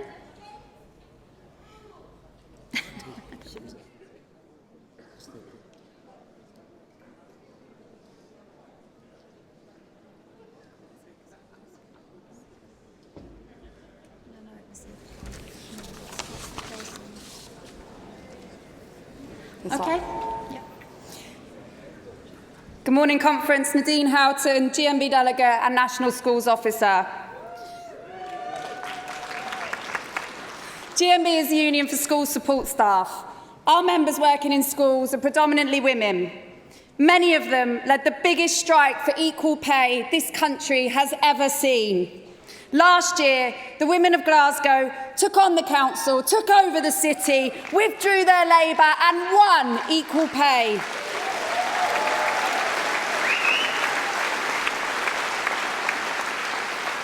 Our union has been led proudly by these women, and we now have a Lewisham teaching assistant as our president, Barbara Plant. I'm a mum, and I know the difference that support staff make in the lives of our kids. And yet it is those staff that are most at risk when schools make spending cuts. The Tories take no issue with imposing cuts on our schools because the likes of Boris Johnson don't rely on good quality state education to give them a step up. Their privilege is handed to them, and their private school education epitomises that. So whilst my son's school writes to every parent asking for money to plug funding gaps, private schools get tax cuts through their charitable status. Whilst my son's school cuts teaching assistants, private schools enjoy the best facilities and smaller class sizes. The private school system entrenches inequality, and it's right that Conference is debating that this weekend. I also see the impacts of the failed academy programme on the lives of our members. GMB members in schools across South East London, from Plumstead Manor to Charlton Park, have been forced to take industrial action as academy chains attack terms and conditions and cut jobs. Start winding up, please. And all the while, excessive chief executive pay in academies spirals out of control. The injustice and inequality within our education system has gone unchecked for too long. GMB will be at the forefront of fighting for an education system that respects the rights of our members and delivers fairness for every child.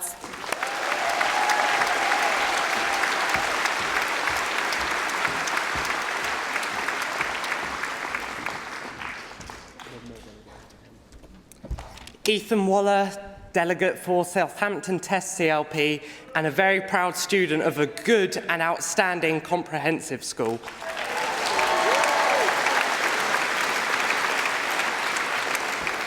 One thing that I've always been very proud of is my comprehensive education, because we've seen the horrible, horrible outcomes of what Tory cuts has done to our education system, and it's outrageous, the way that it puts stress on our pupils.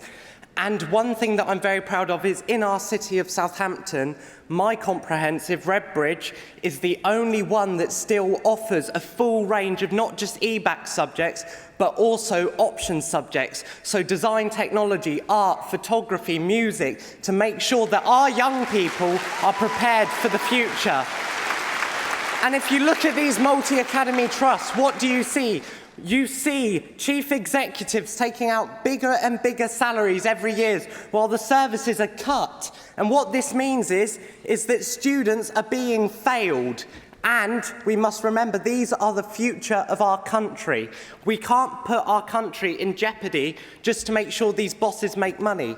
In Southampton, we have more pupils than school spaces, and this crisis is coming down on our Labour Council.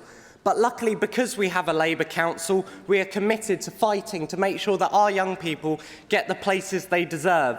But the problem is, because of current laws, the only way that we can open a new school is to make it an academy trust. That's disgusting. So Conference, please, I beg you, support this motion, stand against private schools, stand against academies, and fight together for a national education service and a Labour government led by Jeremy Corbyn that works for the many and not the few. Thank you, Conference.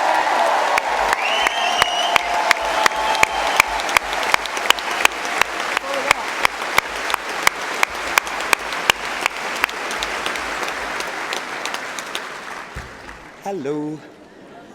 Tom Barringer, Tottenham CLP, he, him pronouns, first-time delegate, Unison member. I'm here, apologies for standing up, by the way. As a member of Top Table said yesterday, it is impossible to be picked otherwise if you're at the back. I want to speak specifically on Schools 1, because I think when we're in this hall, it's really important to think about what we look like to people outside this hall. And in a national environment with an Eton alumnus, Tory Prime Minister, who imposed murderous austerity and called a disastrous Brexit referendum, a second Eton alumnus, Tory Prime Minister, who is imposing a disastrous no-deal Brexit, a third Eton alumnus Tory who treats the government front bench like a sofa.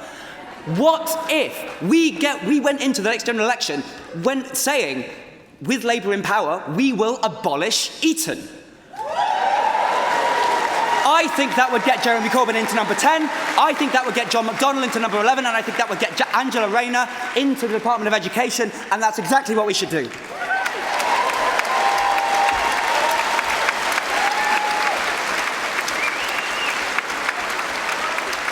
Conference, we are now moving to the health and social care debate. To get us started, I would like to invite Mark Savodka, General Secretary of PCS, and I apologise for my accent, and President of the TUC to address us.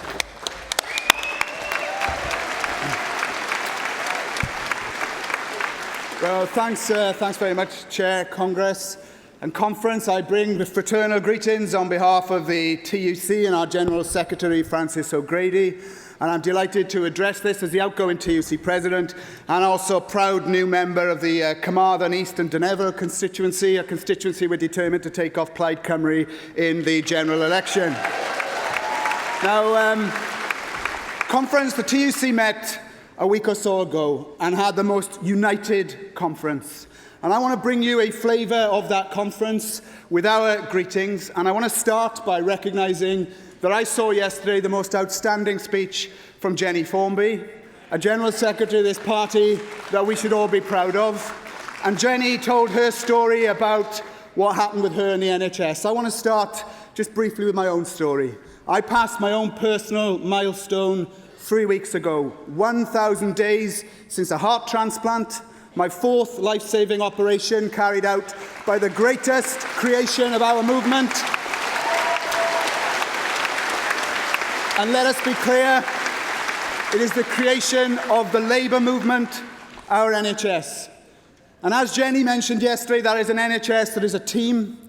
It is a team of people from all different professions: the cleaners, the porters, the radiographers, the physiotherapists, the doctors, the nurses, the admin staff, the paramedics, the midwives, those community nurses who came out every day over Christmas to change my dressings when most people are enjoying themselves. They are the most fantastic team. And we have to say to the Tories and to Donald Trump, keep your dirty mitts off our NHS. We will not stand by and let you privatise our health service.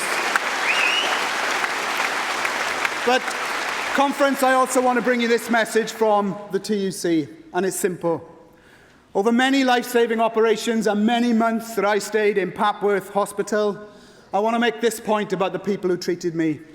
They came from all parts of Britain, but they came from Africa, from Asia, from Eastern Europe, from all parts of the globe. And they came to this country, and we hear right-wing politicians tell us we don't want migrants. Migrants are not welcome here because this country's full up. I say thank God that migrants came to this country, and we must continue to welcome them at every single turn. And I say that not just because of the fantastic role that they play every day in our economy and in our public services, but this country is only what it is because of centuries of immigration and the cultural enrichment that people come into this country have brought. So we should say clearly that people are not homeless because of migrants. They can't get a doctor's appointment because of migrants. They can't get into their local NHS because of migrants. They cannot not get a job because of migrants. It is because of Tory austerity and bad bosses, the length and breadth of this country. And we should say as a Labour movement that migrants must get trade union rates of pay, trade union jobs and trade union membership, and that is the greatest thing that this movement can offer to people who come to this country. Now, Congress, I also want to make this point. There's been an awful lot of newspaper coverage over the last few days. There's been an awful lot of attempts to divide our movement and to let Boris Johnson cling on to power or to get in through the back door. Now, at the TUC, we did something that I think was a fantastic thing to see. We united, and we united on a position over Brexit, and we united for this simple reason.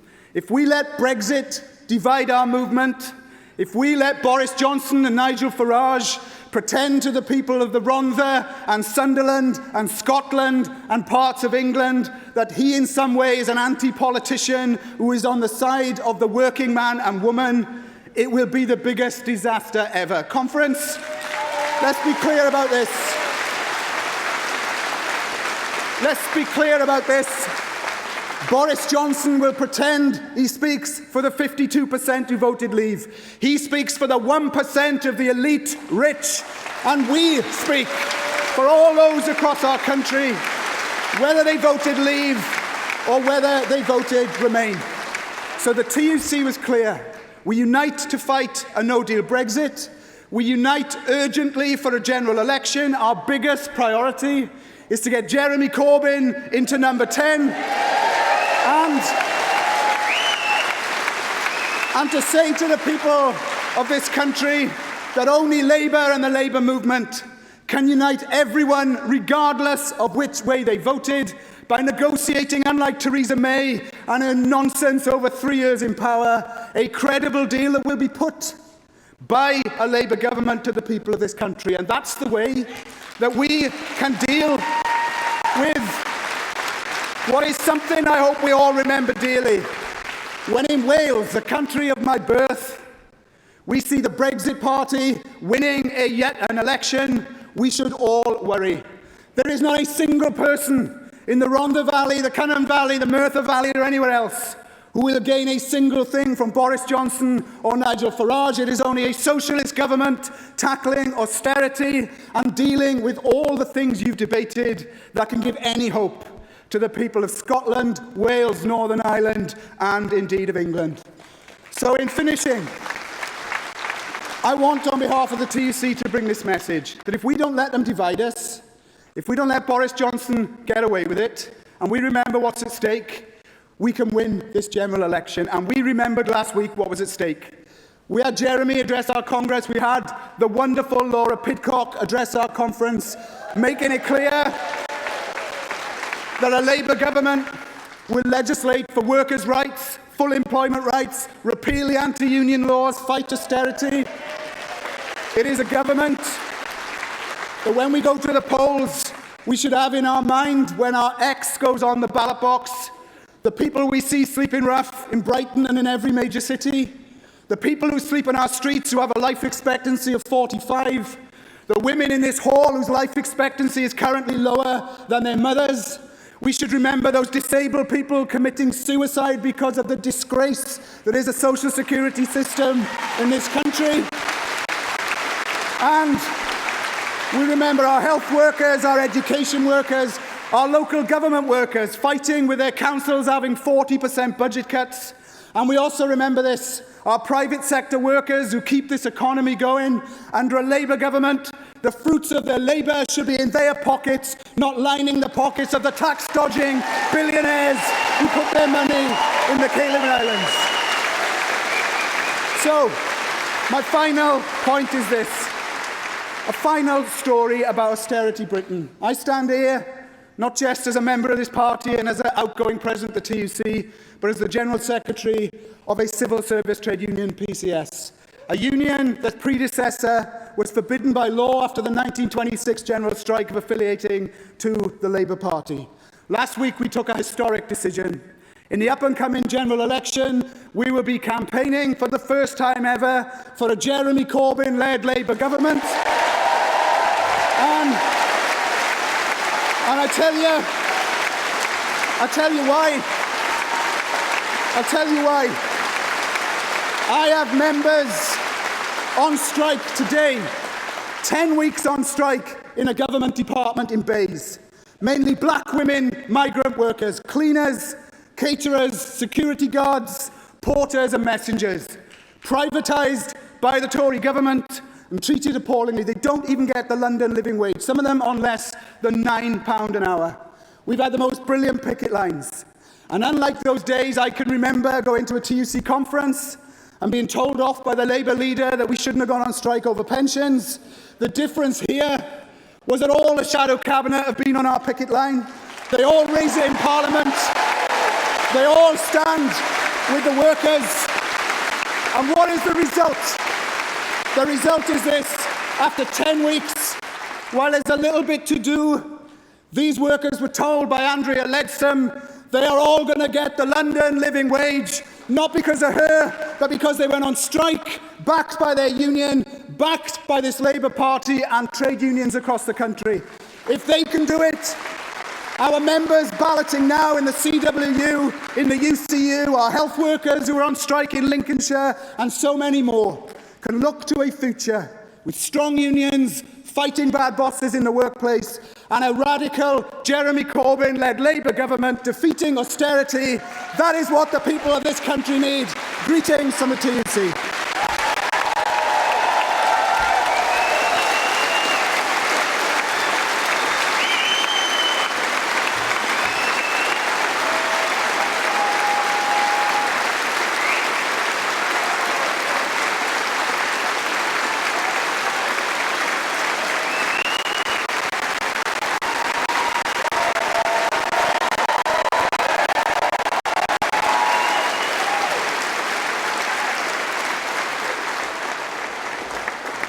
Thank you, Mark.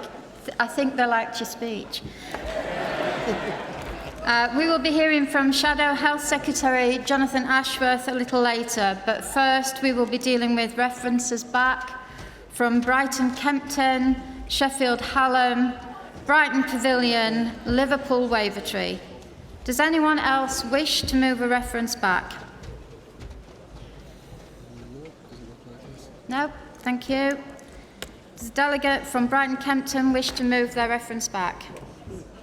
Okay.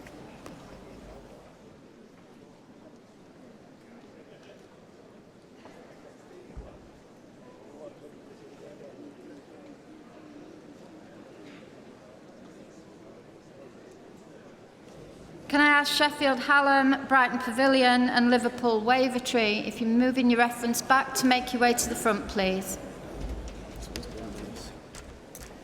Hello, Cathy Shutt, Brighton Kemp Town CLP, first-time conference delegate. Received results of a mammogram this week to say I'm 2 years cancer-free, thanks to the wonderful services of the NHS and an immigrant team that did most of my surgery. So thank you for that. Very short point, page 19. First of all, I wanted to say, as a first-time delegate, I think the National Policy Forum report is a very difficult document to engage with. I would suggest in future that we have a structure so that we've got the beginning, what the policy was, what has been changed and proposed, what's been adopted, what's under discussion.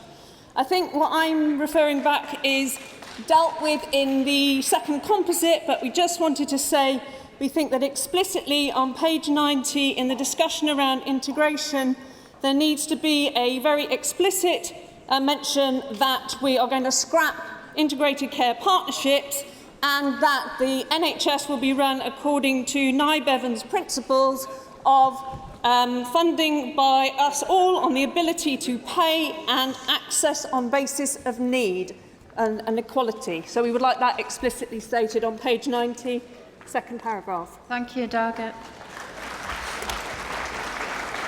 Sheffield Hallam. Yeah. Sheffield Hallam, you have 2 minutes.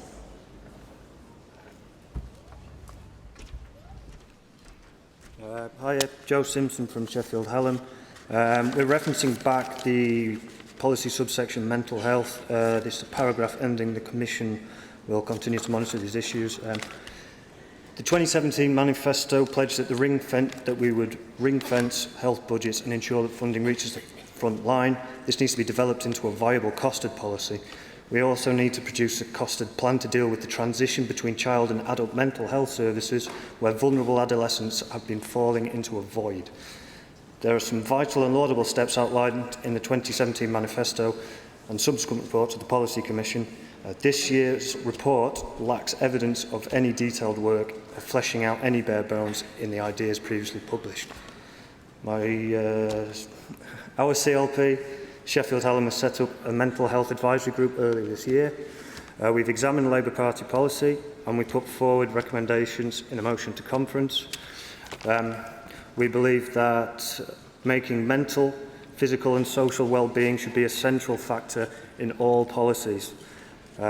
We think it should be ring-fenced and costed, and it needs to be central because hearts starve as well as bodies. Thanks. Thank you, Delegate. Brighton Pavilion CLP, you have 3 minutes.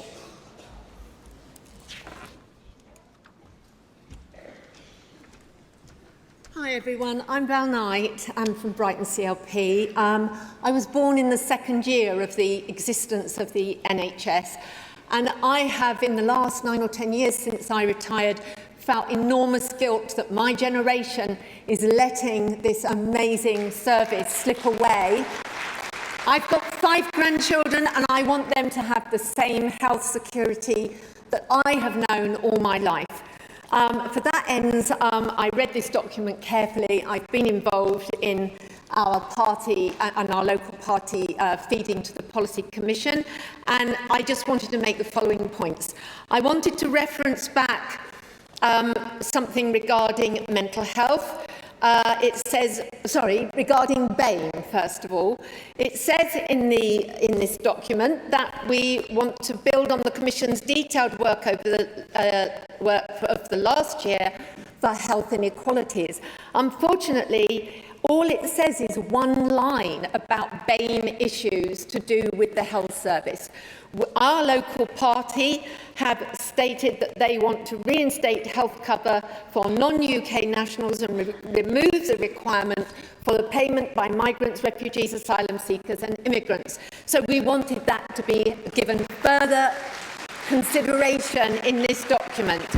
As far as mental health is concerned, we have also been concerned, we've referenced back the fact that although this document refers to lots of submissions about the mental health services, all they've done is just mention that they're going to give it further consideration. We particularly want to support the idea that there's extra mental health needs to be dealt with for young people, and we would also like the Labour Party to give more thought to the community psychology paradigm that says that when somebody has a mental health issue, it's often not them that's got an illness, but their environment that is toxic. And so we would like that to be given more thought. We also feel that we should not, in this document, be referring to the physician associates and others that are, which is a result of the privatisation of our primary healthcare services.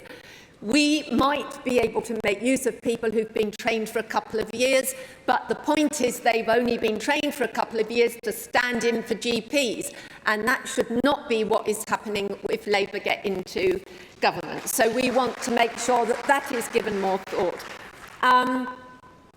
And I think that's all I'll cover because I've only got 3 minutes. Okay, thank you. Thank you, Delegate. I'm now going to open up the debate to speakers from the floor.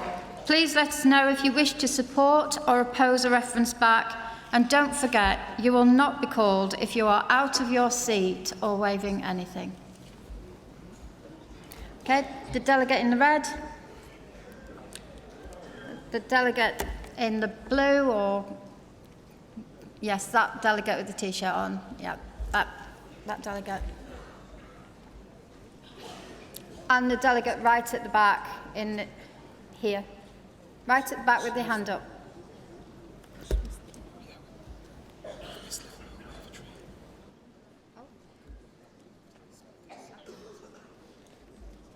If the speakers can just make their way to the front that I've called, please. And finally, Liverpool Wavertree, CLP. If you can take the lectern, please.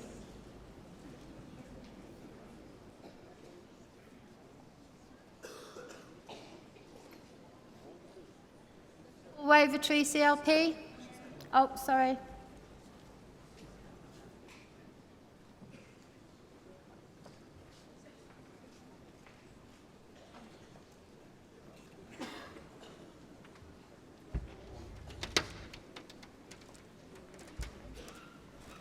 Conference, Alex Scott Samuel, Liverpool Wavertree CLP. I'm here to reference back paragraph 3 on page 94 of the Health and Care Commission report. It gives a summary, a very inadequate summary of Labour's health policy, which mentions privatisation and underfunding, which of course get the most rhetoric, but completely fails to mention several key Labour policies which have been conference policy since our Composite 8 in 2017, which was unanimously supported by conference. So this paragraph fails to mention, it talks about reversing the Health and Social Care Act, but fails to mention that Labour is committed to repealing the Health and Social Care Act 2012, and it says nothing whatever about Simon Stevens' toxic long-term plan, which Labour is committed to actively opposing, including eliminating the accountable care organisations and systems, sustainability and transformation programmes, integrated care organisations, systems and partnerships. Every time the media gets wind of one of these things, he changes the name of it. And it's specifically committed as per the NHS reinstatement bill drafted by Pollock and Roderick, which Eleanor Smith took to second reading. That is what the NPF summary of Labour's health policy should do. Please support this reference back.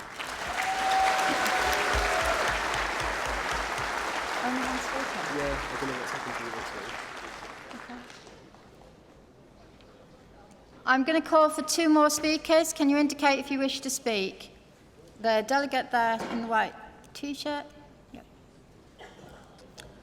The delegate right over that side. Yep. Yes, that delegate. That's it. Thank you. Yes, delegate. Chair, Conference, comrades. There's no other organisation that cares for us, actually hands-on cares for us, throughout our entire lives but the NHS. Your church may support you from your early years, your school is there when you need to learn, and your union is there when you start work. Our party is there when you become politically engaged, but the NHS is there from our first breath until our very last. The NHS never wavers in its commitment to our health, and we as Labour should never waver in our commitment to the NHS, and it needs our support now more than ever. Dedicated staff working overtime as the norm in the face of greater demands and falling resources. In their darkest hour, when people need to attend for dialysis or chemotherapy, they are relying on the very people suffering from the worst of the Tory cuts and privatisation, like the ambulance workers here in the South East, when their private company bosses left them without pay for 6 weeks. Comrades, we saw ambulance workers having to use food banks to feed themselves and their families.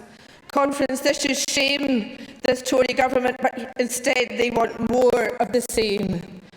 We in GMB are fighting tooth and nail alongside our ambulance members, and I am pleased to say that the majority of the patient transport service in the South has finally been brought back in-house, into the safe hands of the NHS. But the fight with Thames Ambulance Service is not over, and we will continue the fight against Tory privatisation of our public services, which is happening right across the UK.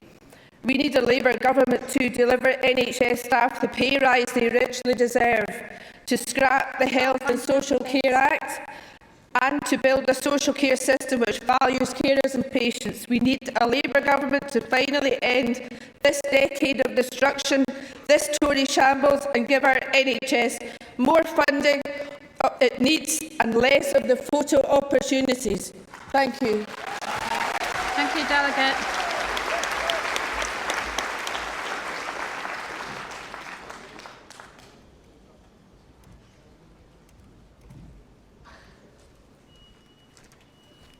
Hi, I'm Jane Carter-Yawn and I'm from the Yeovil CLP. This is my first time as a delegate. I have a multitude over the last 17 years of illnesses and disabilities. I owe my life to the NHS and the social care system. One part I find has failed us a lot in Yeovil, which is our mental health service. I run a mental health support group in Yeovil, which is non-funded. My friends and comrades in the group find long waits for appointments. We recently wrote to our MP, being a Conservative, pushed me in the direction of charities, non-government funded. Our mental health service is reactive to patients, not proactive, and only seem to step in when there is a crisis. I ask that this becomes proactive in the future.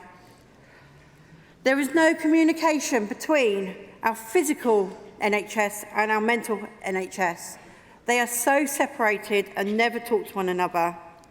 In patient reviews of our local authority mental health service, heartless, judgmental, I felt really bad already if I wasn't now, and don't ever have a crisis on them. It's a postcode lottery, and I ask that this is put forward, the mental health, to conference. Thank you. Thank you, Delegate.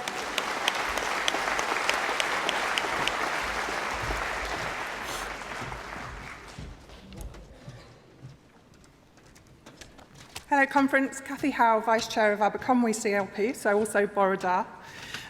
First-time speaker.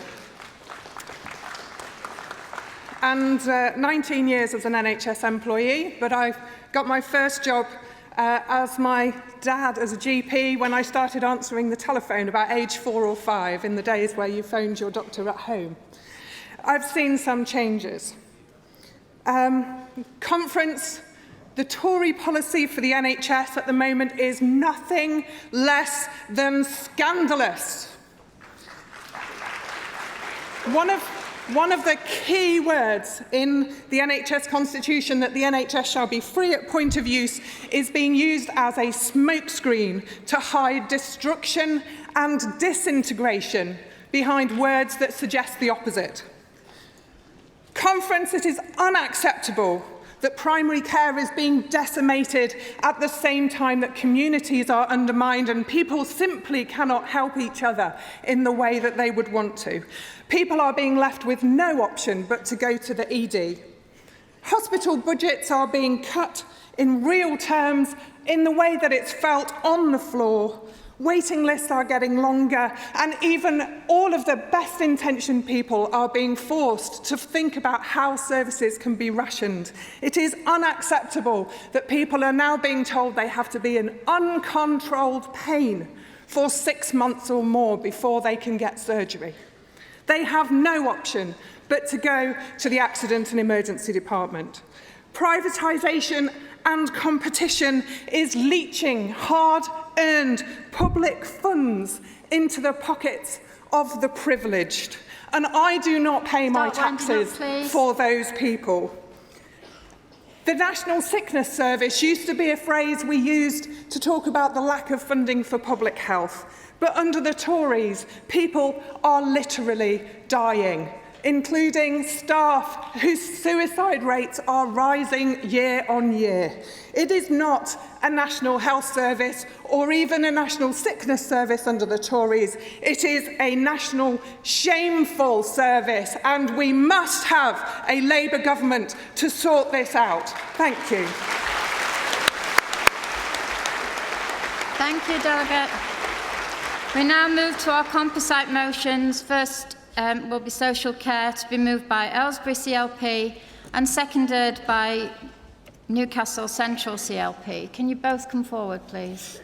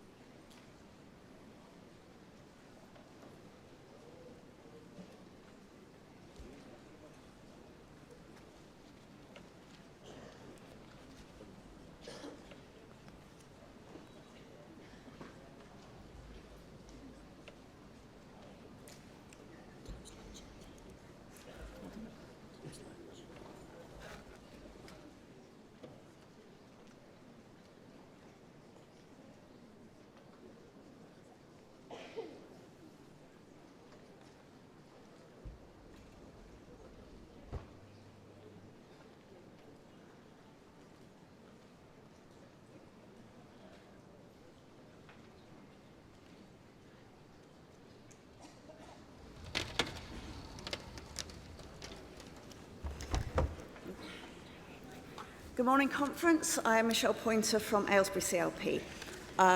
This is my first conference, first-time delegate, first-time speaker.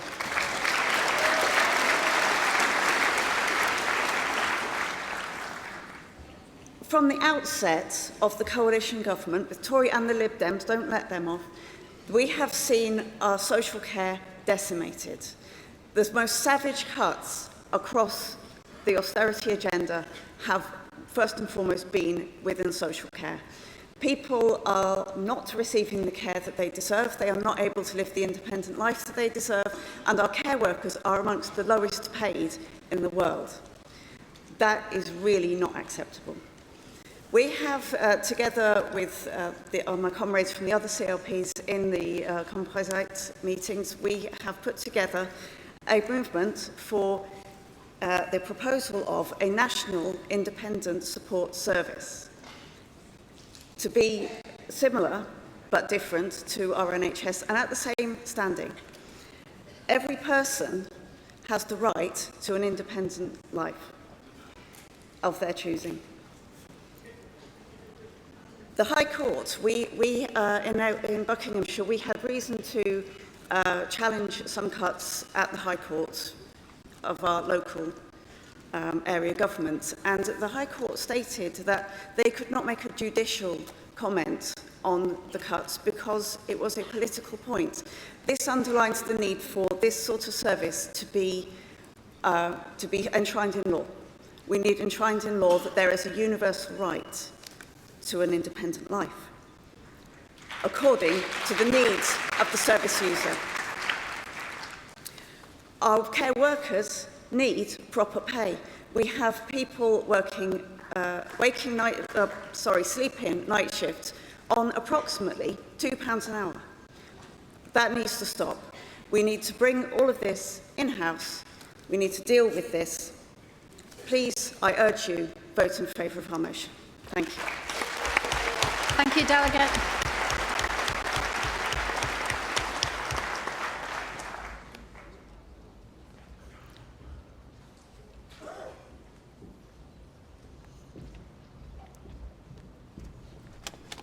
Hello, conference. My name is Panita Goodfellow from Newcastle, and I'm a first-time delegate to conference.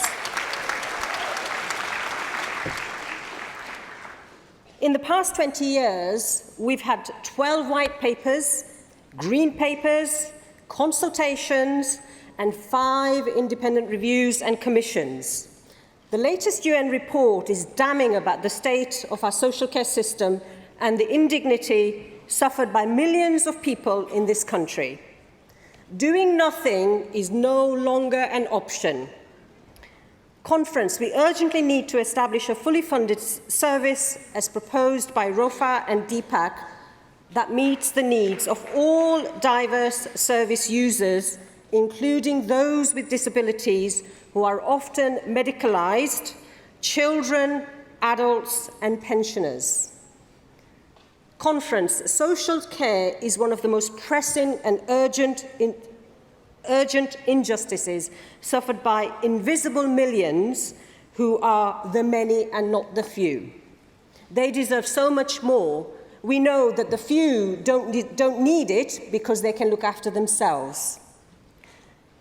Therefore, within a first term of a new Labour government, we propose that the government must provide a universal system of social care and support based on a universal right to independent living, and therefore, conference, I urge you to support this motion. Delegate.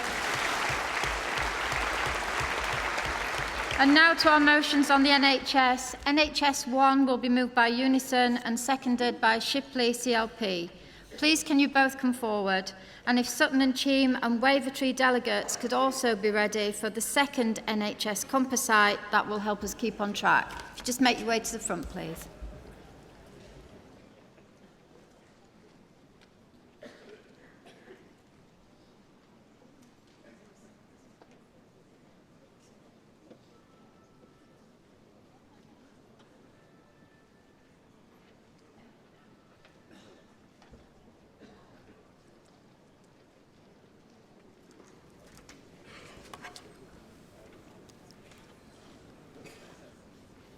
Good morning, Conference. Dave Prentice, Unison, Moving Comp, NHS1. The NHS, Labour's greatest achievement, the jewel in the crown of our welfare state, still free at the points of need, a beacon of humanity, a beacon of human decency, and contrast that with Boris Johnson. Conference, what a disgrace. Just last week, Boris Johnson shamefully used the NHS as a cheap backdrop, used our NHS as a cheap political stunt. The hypocrisy, the absolute hypocrisy after a decade of Tory neglect, a decade of cuts, a decade of crises. Johnson posing, prancing through the wards. Little wonder Omar Salem confronted him. And on that day,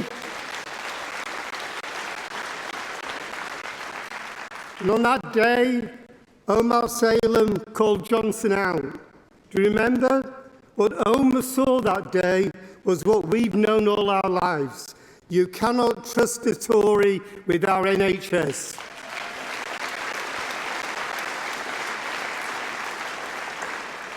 Time and time again, the Tories have slashed our NHS, pushing it to breaking point.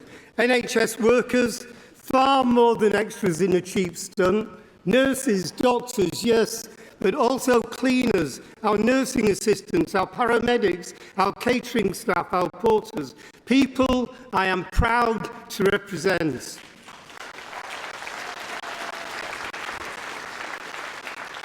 Boris Johnson, the staff at Whipps Cross Hospital where he was, who you sought to use last week, they saved my life.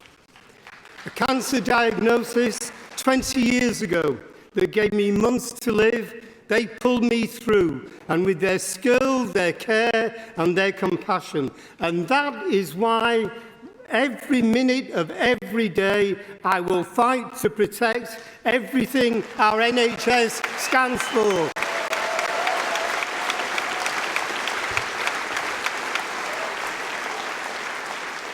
Conference, our NHS is under siege to be sold off, privatised, subsidiary companies, subcos, the latest tax wheeze. So I want to say from this conference floor, loud and clear, our NHS must never, ever, ever be sold off to multinational companies, parcelled off, a part of a grubby free trade deal with Donald Trump. It cannot be allowed to happen. Our movement, our union, will always stand up for the NHS, a truly national health service, properly funded with decent pay. The conference, we all know in our heart of hearts that to save the NHS, there is only one option. Labour has to win power. Delegate, can you start winding up, please? Divided parties never get elected. So we owe it to our NHS to leave Brighton this week united with our NHS needs, with our NHS workers. What members need, like never before, is a Labour government. So less of the triggering, less of the denouncing, less of the deleting. That is the road to nowhere. Let's get behind our leader, Jeremy. Let's get out there, get the NHS back in our hands and our great party back in power. I move. Thank you, Delegate.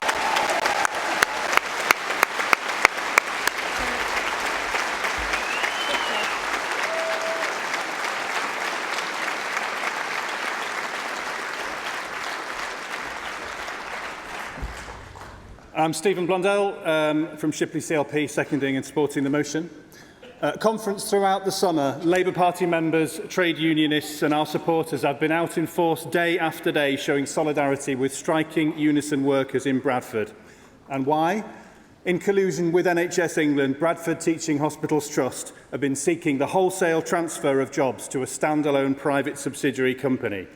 It's just one of the ways in which the boundaries of our NHS are being deliberately blurred, putting jobs and workers' rights at risk, compromising the essential public service ethos of our NHS and inexorably paving the way towards more outsourcing and more privatisation. Be in no doubt that this is part of a concerted plan by our opponents, the long-term plan, to change the NHS from a comprehensive, publicly owned, publicly accountable National Health Service into something that is little more than a hollow, feel-good brand that's available for licensing by profit-seeking providers.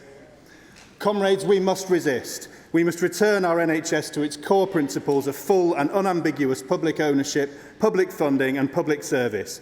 And it must be the very first priority of the coming Labour government. I urge conference to support this motion. Thank you.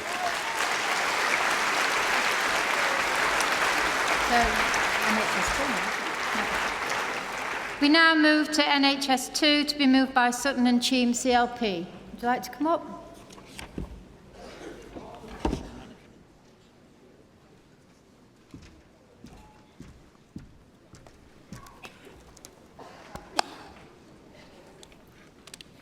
Bonnie Craven, Secretary of Sutton and Cheam CLP, proud to propose our composite motion for a universal, comprehensive, publicly provided, owned, funded and accountable National Health Service. The NHS is our finest socialist achievement. We created it. We must return the NHS to the public service Nye Bevan envisaged. Some may remember that I proposed the NHS motion at conference in 2016, and that motion was unanimously carried, and it helped create part of our excellent 2017 manifesto. But we need to go further. Since last I addressed conference, trusts have sold off land and buildings at rock-bottom prices. This is daylight robbery, and it's happening right across the country. With a growing population, there simply is no surplus land. Labour must resolutely oppose the asset stripping of the NHS and make the public aware of the devastation being wreaked now. Currently, there are plans across the country to downgrade, ration and remove acute services, including A&E, maternity, cancer and coronary care. Hospitals will be downgraded or closed. As our formidable and inspirational General Secretary Jenny Formby said yesterday, we must reverse all privatisation in the NHS.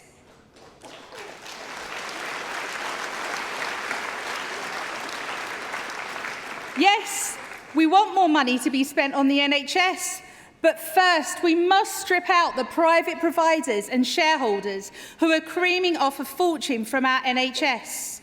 Stop pouring NHS money like water into a bucket riddled with holes. Stop the leakages, insource, and every penny can go to the frontline services.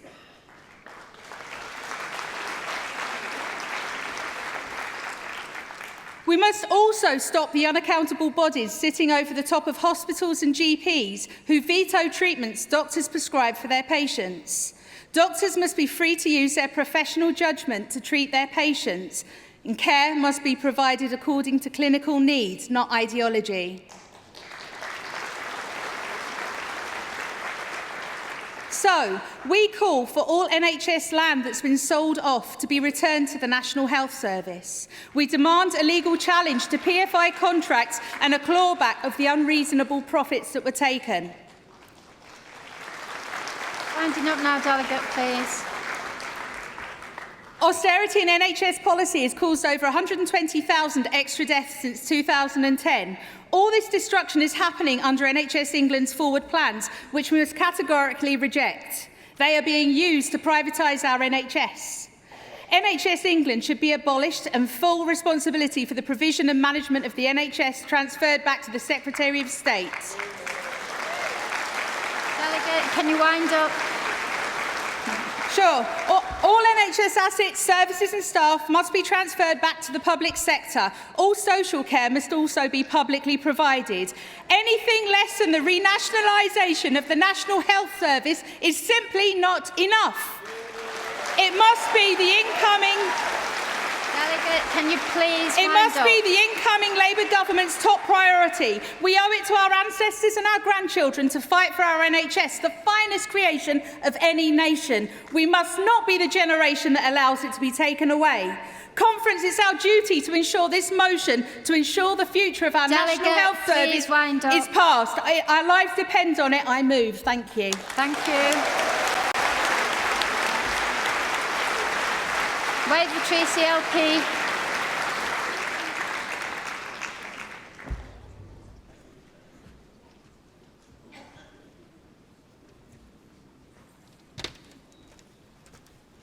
Conference, Alex Scott Samuel, Wavertree CLP, Socialist Health Association and Doctors in Unite.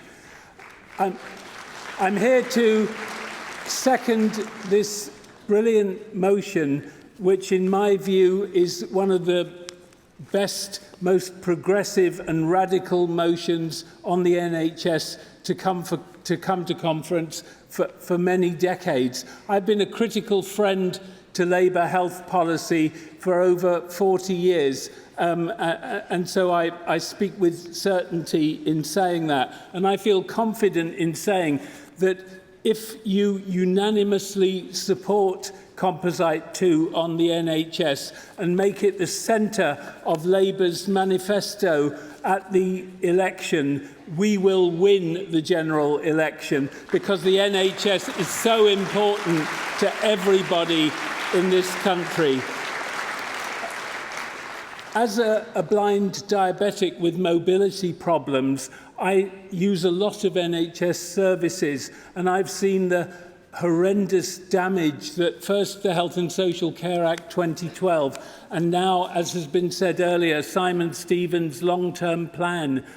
Stevens was Blair's health advisor, of course, and went to Minneapolis to work for the predatory United Health, and is now back here putting into practice what he learnt there and at Davos with the long-term plan.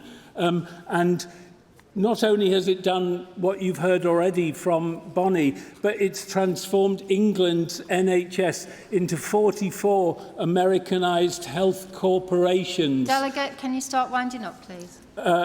And we can't allow this to continue. NHS workers have become the health police, and migrants are no longer welcomed in the NHS. As Mark Sawatka said, we will reverse this if this motion is passed, the relevant sections of the Immigration Act. And we will do it as per the NHS Reinstatement Bill, which goes far beyond current Labour health policy. And we will completely get rid of outsourcing, including the dreadful outsourcing of support services, mostly by American and English management consultancies, which reinforce the neoliberalism that has taken over our NHS. Conference, Hancock's half-baked NHS business must not continue a minute longer than it needs to. Please unanimously support Composite 2. Thank you. Thank you, Delegate. We've got time for a few more speakers before we hear from Jonathan Ashworth. Can you indicate if you wish to speak? The delegate there. Yep, that delegate. The delegate here. And the delegate right over that. Yes? Yep.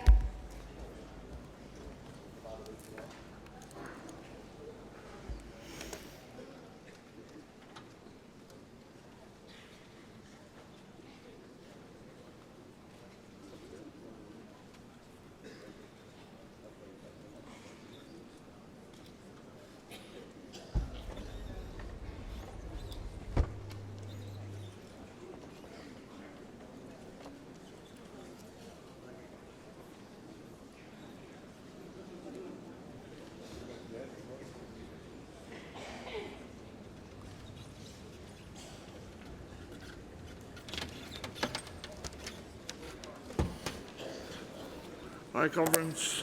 Sean McGovern, Unite the Union. Oddly enough, this is my first time officially speaking, but I've spoken at other places. Conference. there can be no doubt that social care and support is in absolute collapse. Billions of pounds have been stripped from children's and adult social services through the vicious Tory government's austerity programme of the last 9 years. Comrades, many within the disability movement are calling for the creation of a national independent living support service. This is a service that affords disabled people the universal right to independent living. Comrades, we're asking for a separate service to the NHS but working alongside it, mainly because the fact is that the NHS meets one type of need, social care and support meets entirely different needs. So we're calling for disabled people with the universal right to independent living and a service that is funded through a progressive general taxation system and free at the point of need. It has to be free at the point of need, comrades.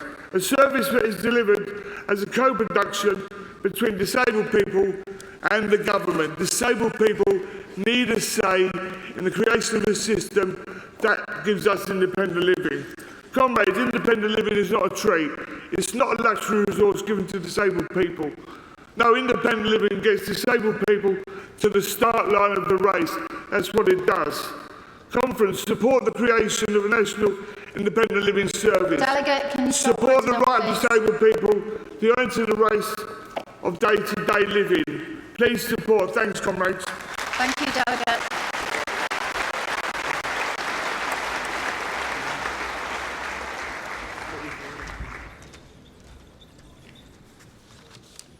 Thank you. Gail Cartmel speaking in support of NHS Composite One Unite. Our sister Jenny Formby, in her wonderful speech yesterday, paid a heartfelt tribute to all NHS workers. Without them, there is no NHS. Privatisation, fragmentation and cash starvation has left many underpaid and overworked. It's not a cliche, but the plain truth. That's why in February, March, April, June, July, August and September of this year, Unite members have balloted and taken strike action. Among them, security staff, housekeepers, hospital cleaners, porters, pharmacy assistants, biomedical scientists and health visitors. From the length and breadth of Britain, Southampton, Newcastle, Liverpool, Lincolnshire, Birmingham, Solihull, Tayside, Frimley and Barking. Security workers striking for stab jackets. Health visitors striking to break a 3-year pay freeze in conference. NHS workers striking for the very essence of the NHS against privatisation. Workers providing NHS care and support services, they don't ask for tea and sympathy, they want our solidarity on their picket lines and demonstrations and support for their strike funds. And it's time to call to account every MP or councillor whose political dogma sees hospitals as cash machines in a dodgy deal with Trump. It was Cameron who said the NHS is safe in our hands. He lied. Labour created the NHS. Only Labour can save our NHS. Only Labour truly respects the workers who now desperately need our support. And it's time to show them that we all care. So, conference, I want you to answer this question. Who cares? We care. Whose NHS? Our NHS. Support the motion. Thank you, Delegate.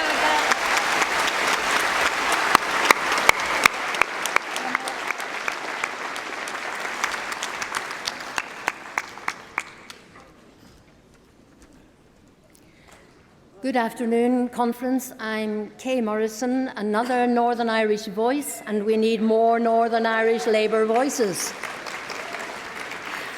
I've attended conference a few times, but this is my very first time as Epping Forest's delegate.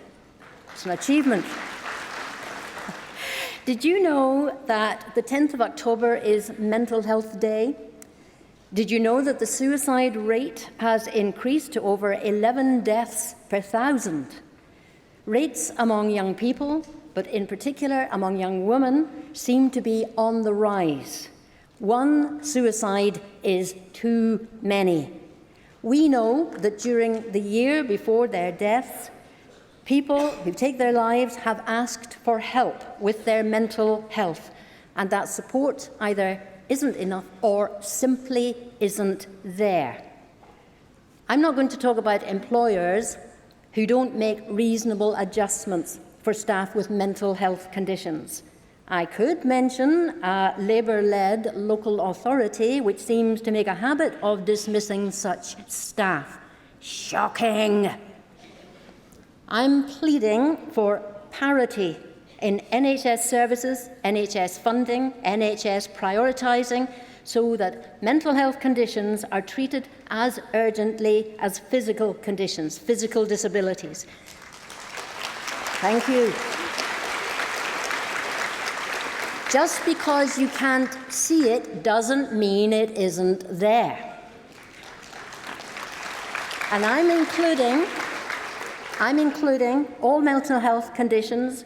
We need heightened expertise, more focused training, from bipolar to perinatal mental health, from young people's mental health to dementia. Dementia really has to be brought in-house NHS-wise.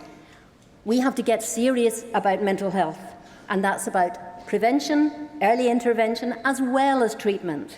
We need genuine equality, funding, rejigging the NHS, our NHS, Delegate, time, please. so that it delivers for everybody, not just the few.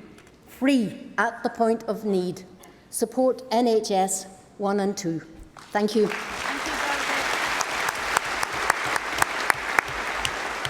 Thank you, Conference. I now call Jonathan Ashworth to close the debate. All right. Thank you.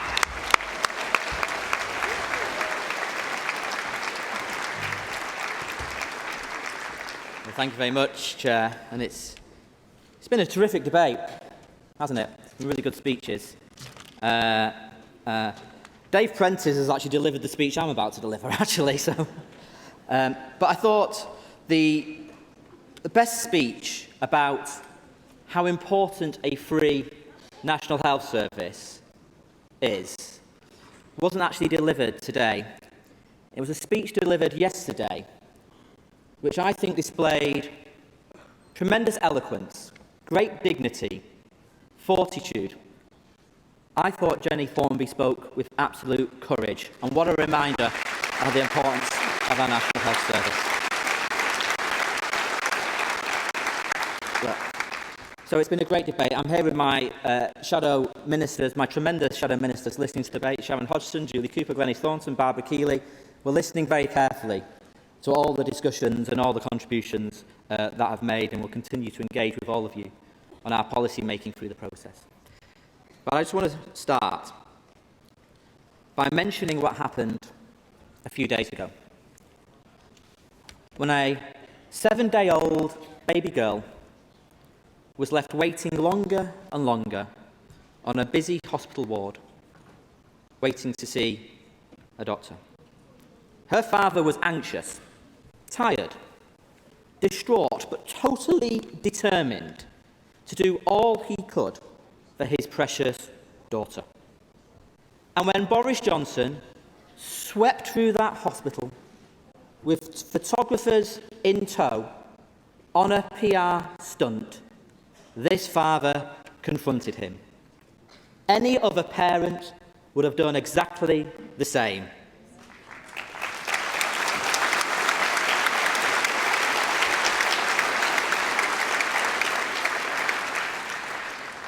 And in that raw moment, Omar Salam spoke for a nation.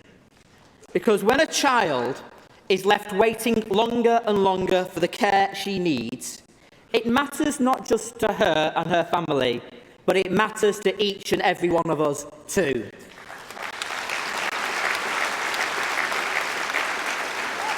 It matters that 4.4 million people are on the waiting list for treatment. It matters that 620,000 patients wait over 18 weeks for treatment. It matters that 79,000 operations get cancelled. It matters that 18,000 children's operations get cancelled. It matters to each and every one of us that we are bottom of the league for cancer survival, and 34,000 of our friends and family wait over 2 months just to begin cancer treatment. Now, I am pleased to report that Omar's daughter is doing well and stable, and the family send their thanks for the support and gratitude they've been shown.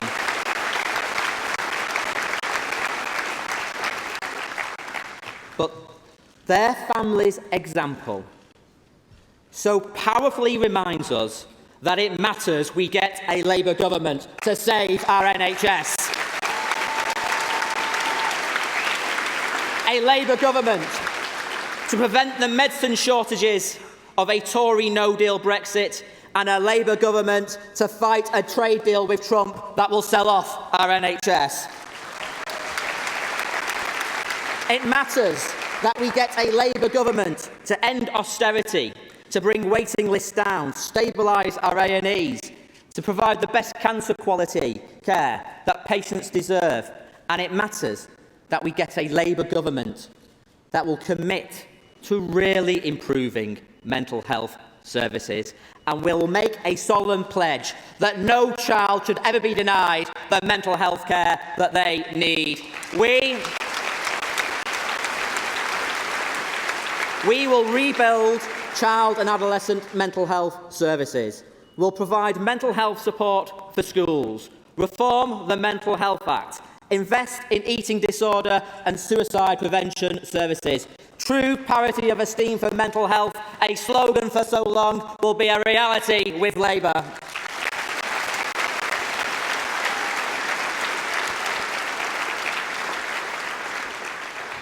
Every year, 3,000 people lose their lives because of drink or drugs. I've shared with you my own story, growing up with a father who had a drink problem and died in the end because of it. It coloured all my life growing up. And you've given me tremendous support. You really have. And you know I care about this issue. I've actually ran 3 London marathons now for an alcoholism charity.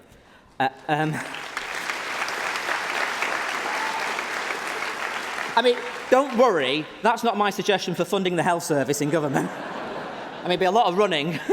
I don't want to give John McDonnell any ideas, but look, whether it's alcohol or drugs or opioids or gambling, we are facing an addiction crisis in society. So I will not walk by on the other side. We'll properly fund addiction recovery services, and it's time we were brave and took a public health approach to drugs as well.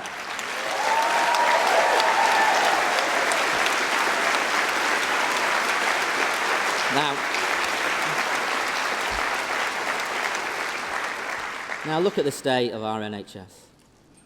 We've lost 14,000 beds in the NHS under the Tories. Operating theatres close as ceilings fall in and sewage pipes burst. Mental health patients languish on old-style dormitory wards. Diagnostic equipment is outdated.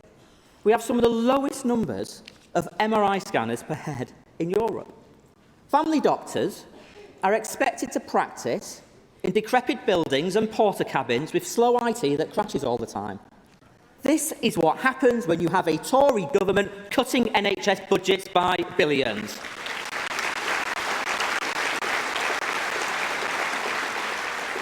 Patients deserve better. So in the election, we will outline a plan to rebuild our hospitals and health centres. We'll invest in the best modern equipment and technology. And it will all be done through actual, real public spending, not cash cons like Boris Johnson's, and it certainly won't be done by PFI either.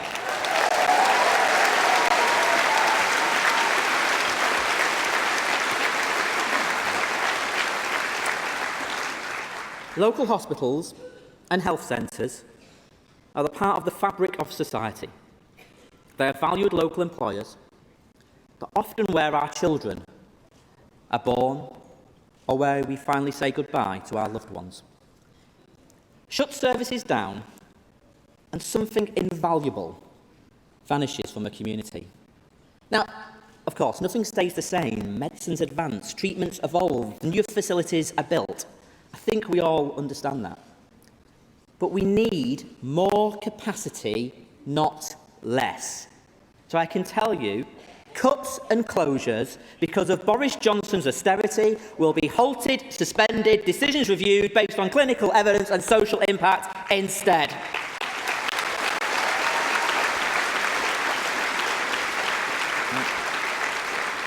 Now,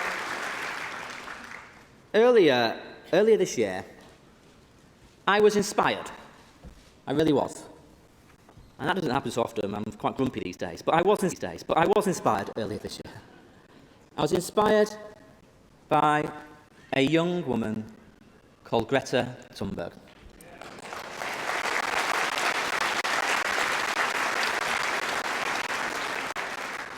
Climate change is one of the biggest health crises we face. Air pollution kills up to 40,000 people every year. And meanwhile, today's NHS emits 27 million tonnes of CO2 per year.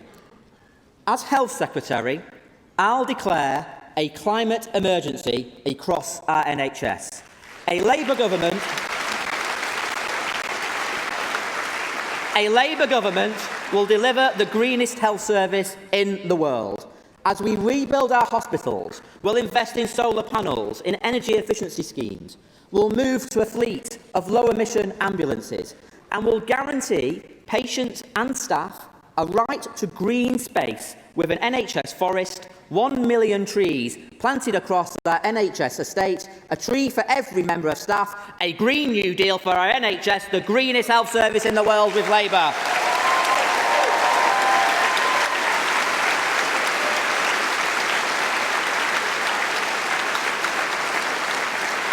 Now, our NHS staff, I mean, they really are its greatest asset. Don't they make you proud, our NHS staff? Absolutely. Don't they make you proud, Conference? But I tell you, it makes me so angry to see them taken for granted and forced to do more and more with less and less. But we will guarantee fair pay, will increase training and professional development budgets, will legislate for safe staffing, and to train 24,000 extra nurses and midwives will bring back the training bursary as well.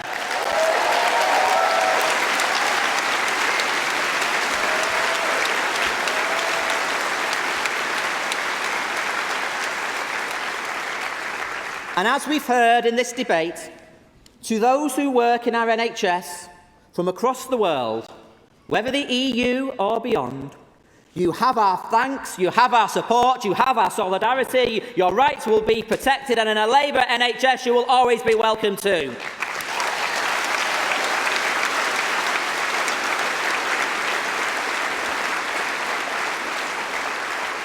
Now, this past year, I've also stood shoulder to shoulder with union members on picket lines, whether that's Unison members in Bradford campaigning against their transfer to wholly owned subsidiaries, or Unite striking health visitors in Lincoln.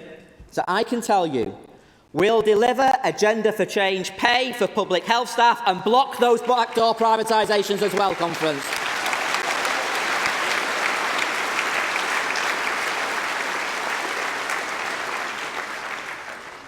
Now, we all know how difficult it is to get a GP appointment. You know, you've all done it, haven't you? You've been ringing through, can't get through, pressing redial after redial after redial. And when you do get an appointment, it's like weeks away. I mean, you know, what's the point of that?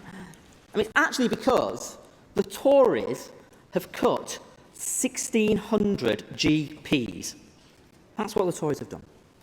So I can tell you, a Labour government will expand GP training places to 5,000 a year, helping deliver 27 million extra GP appointments there for you and your family when you need it.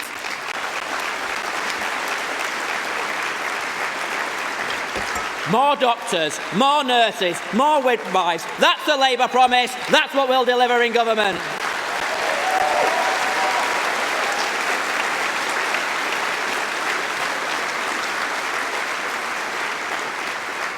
And as we've heard in the debate with the motions, patients actually want coordinated care, but instead we have got this fragmented mess where every year billions of pounds flow out of the NHS into private hands. It means patient transport services go to firms who subcontract, leaving patients stranded, and staff, like those magnificent GMB members here in Brighton, have to go weeks without pay. It sees cancer scanning services traded like some commodity, and it allows an outfit like Virgin Care to sue our NHS. Well, I'm telling you, I'm calling time on this racket. Healthcare should be delivered. Healthcare should be delivered on the basis of human need, not driven by markets, profits and competition. Privatisation will end. Care will be planned. Decisions democratically accountable. A national care service will be built. The Health Secretary's responsibilities for healthcare returned. And yes, we will repeal the Health and Social Care Act, legislating to reinstate, renationalise, restore a publicly administered, publicly accountable, comprehensive, universal national health service.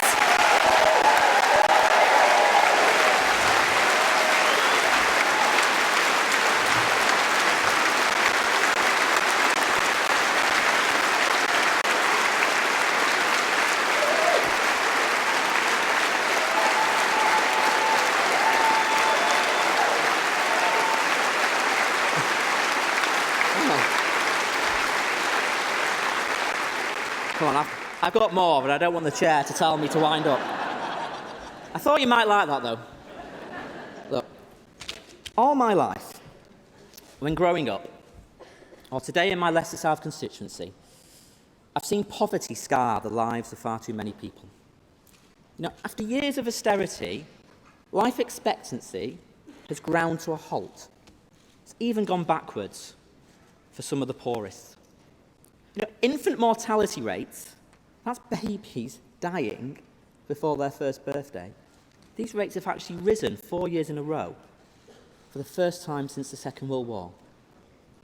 Hospital admissions for malnutrition have trebled. Inequality, poverty, deprivation condemns people to becoming ill quicker and dying sooner. As socialists, we can't settle for this. So defeating these health inequalities will be my mission. We'll start by fully funding public health services. We'll prioritise children's health and tackle childhood obesity. We'll have a health and all policies rule as well, because it's not just about the Department of Health, it's about housing, benefits, education, the economy, and so on. And we'll enshrine in law a commitment to defeat health inequities through a new Future Generations Wellbeing Act. Healthier, happier, longer lives. That is our goal. That is our mission.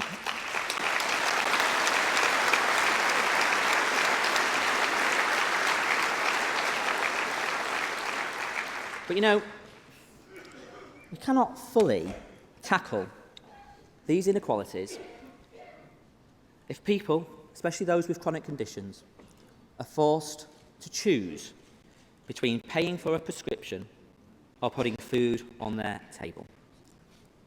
Holly Warboys was 19, with a life of promise and opportunity ahead of her. Holly died when struck down by an asthma attack. She didn't have a full inhaler because she couldn't afford one. I cannot possibly imagine the heartbreak her family must have gone through. but I do know this. People shouldn't have to pay to breathe. Prescription charges...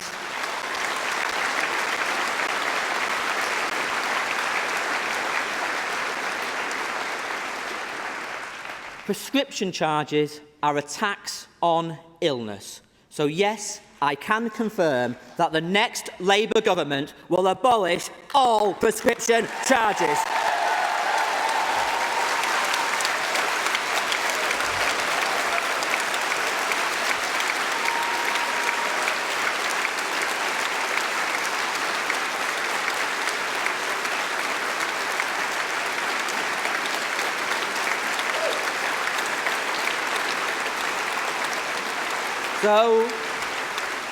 So, Boris Johnson, this coming election is a fight for the future of our NHS.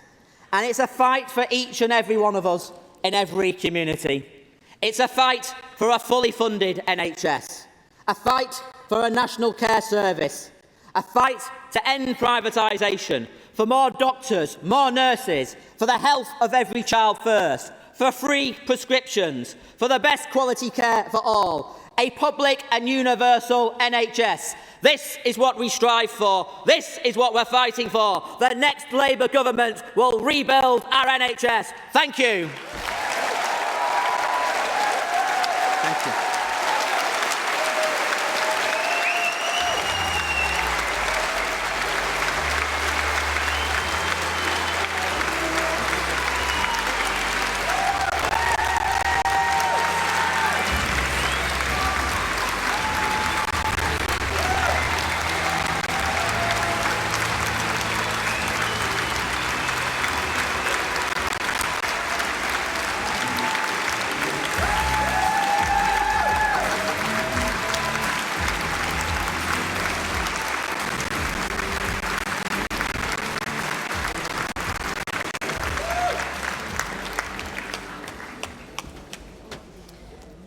Thank you, John. I'm sure you'll all agree that that was a really inspiring speech. We will now move to the votes. Initially, this will be by a show of hands. If this is unclear, we will move to the card vote. We start with the references back on the Early Years Education and Skills Report. Bristol West on page 30. All those in favour? I don't know what they're voting for, do they? What do they do? No, they do. United, we're all right. Can you just clarify, starting with the references back in case there's any kind of confusion? Can I just clarify that we're starting with the references back? So this is the reference back on the Early Years Education and Skills Report, Bristol West, page 30. All those in favour? What are they shouting? I don't know what they're voting on.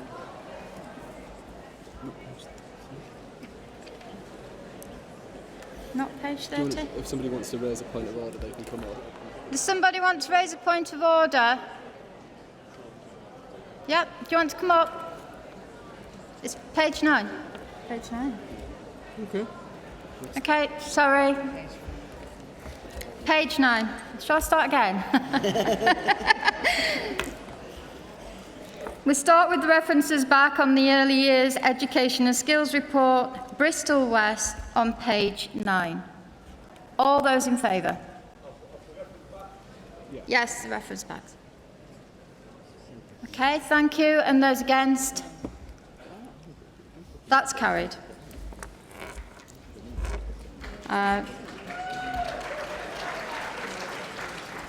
So still on the Early Years Education and Skills Report and still on reference back, Beaconsfield. Page 33. Yeah. Page 33. All those in favour?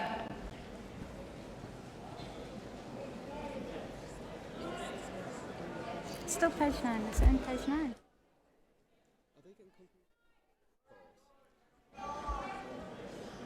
Do you want to clarify?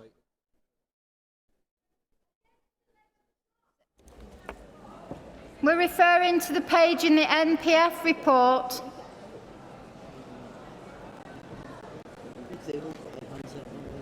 Okay, can you put your hands down a second?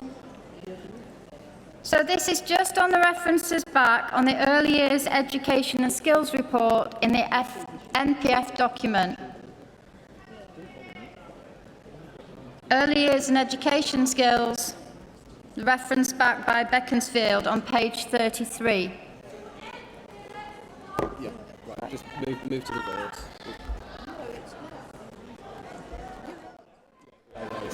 All those in favour, can I have a show of hands, please? Against. All those against. Thank you. And those against? Keep an eye on the affiliates. That will fall, I think, with the affiliates.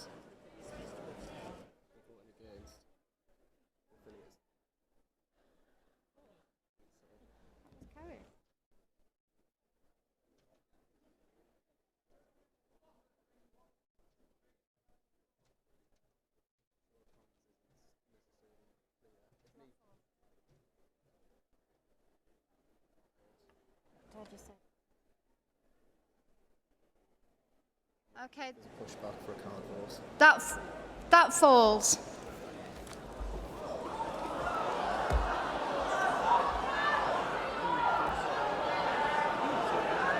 Card vote, I think. The call for a card vote.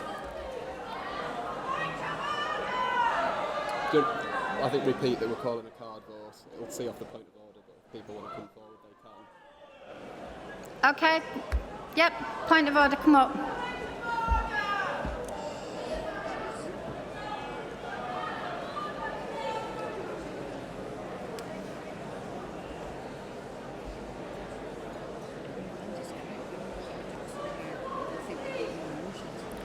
I've called somebody for point of order. Hi, David Joyce, Leeds East CLP. The point of order is basic that a lot of delegates are not sure exactly what we're voting on, and not every delegate has the National Policy Forum document to hand. Therefore, it's unclear what we're actually voting for. This is my fourth conference, and this has happened every single year. There needs to be a clearer process of what we're voting on, how we're voting, and if it does go to a card vote, how that system works, so everybody in the room is clear and there can be no conspiracies and no stitch-up on each vote.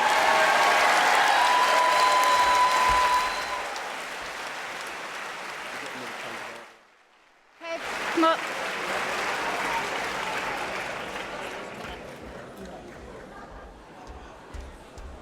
My point of order is the same. People do not have the information in front of them, and the panel have misled of which document you're supposed to be looking at. This goes back to the point of order raised at the beginning of the conference today by Brighton and Hove, I think it was Claire, because you haven't got the details of the reference back in this document, so you don't know what you're talking about, you can't remember. The vote which is about to be taken is in reference to the last paragraph of page 33 of the NPF document, and that detail is to add the words "and end 11+ selection where it is compulsory." That is what you're voting for now. I think we've just got to plough on with the votes. Yeah. Okay, thank you, Delegate.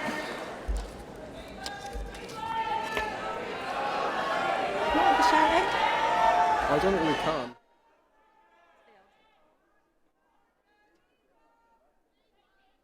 Okay, so I've moved that we do a card vote too on Beaconsfield, so we move on to Tottenham. Do them. Oh, sorry.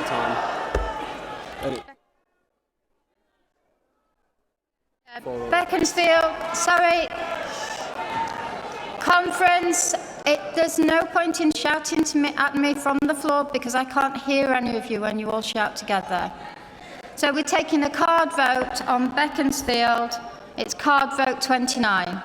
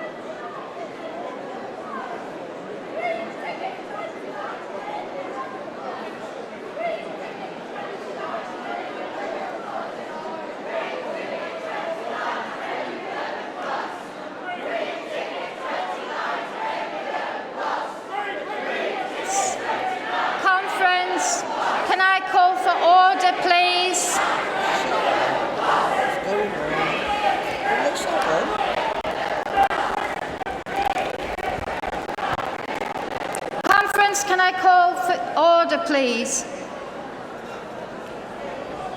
Can you please return to your seats after you've cast your card vote? Thank you.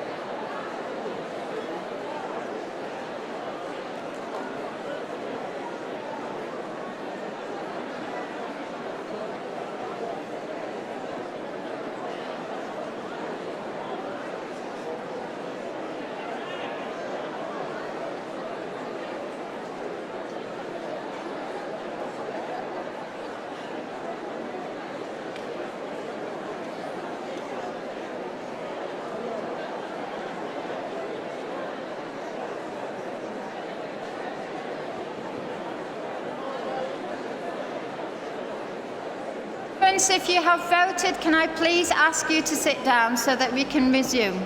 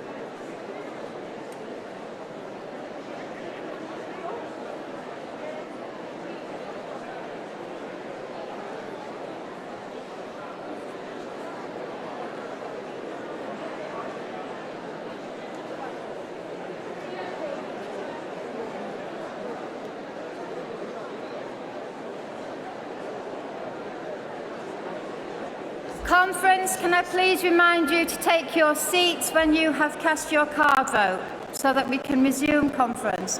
I don't think that's many.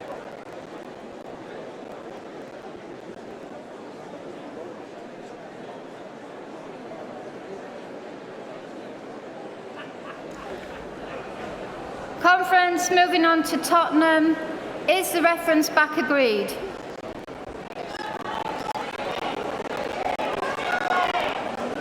Okay, can I have a show of hands? All those in favour?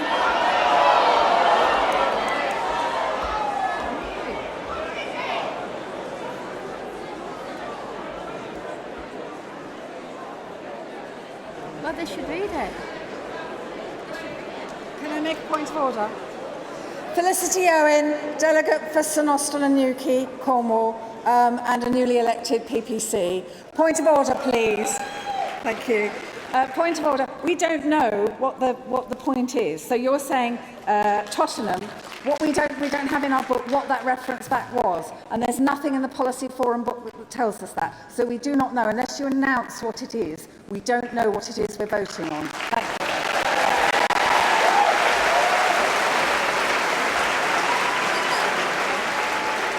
Thank you. So, just for clarity, it was what was moved by the delegates earlier and discussed.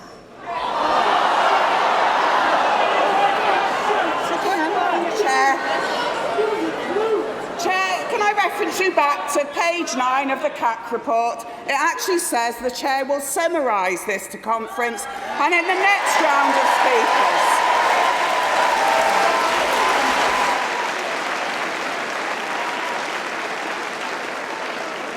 Okay. What it actually says in the CAC report is the Chair will summarise this to conference in the next round of speakers, as specifically for speakers who may wish to agree or disagree with the reference back. That was done this morning with the delegates.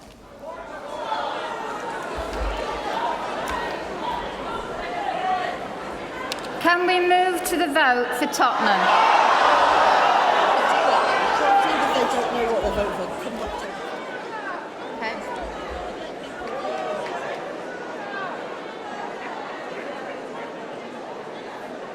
Okay, conference, I'm going to defer the votes till this afternoon. End of conference. Conference now stands adjourned till 2:15. Thank you.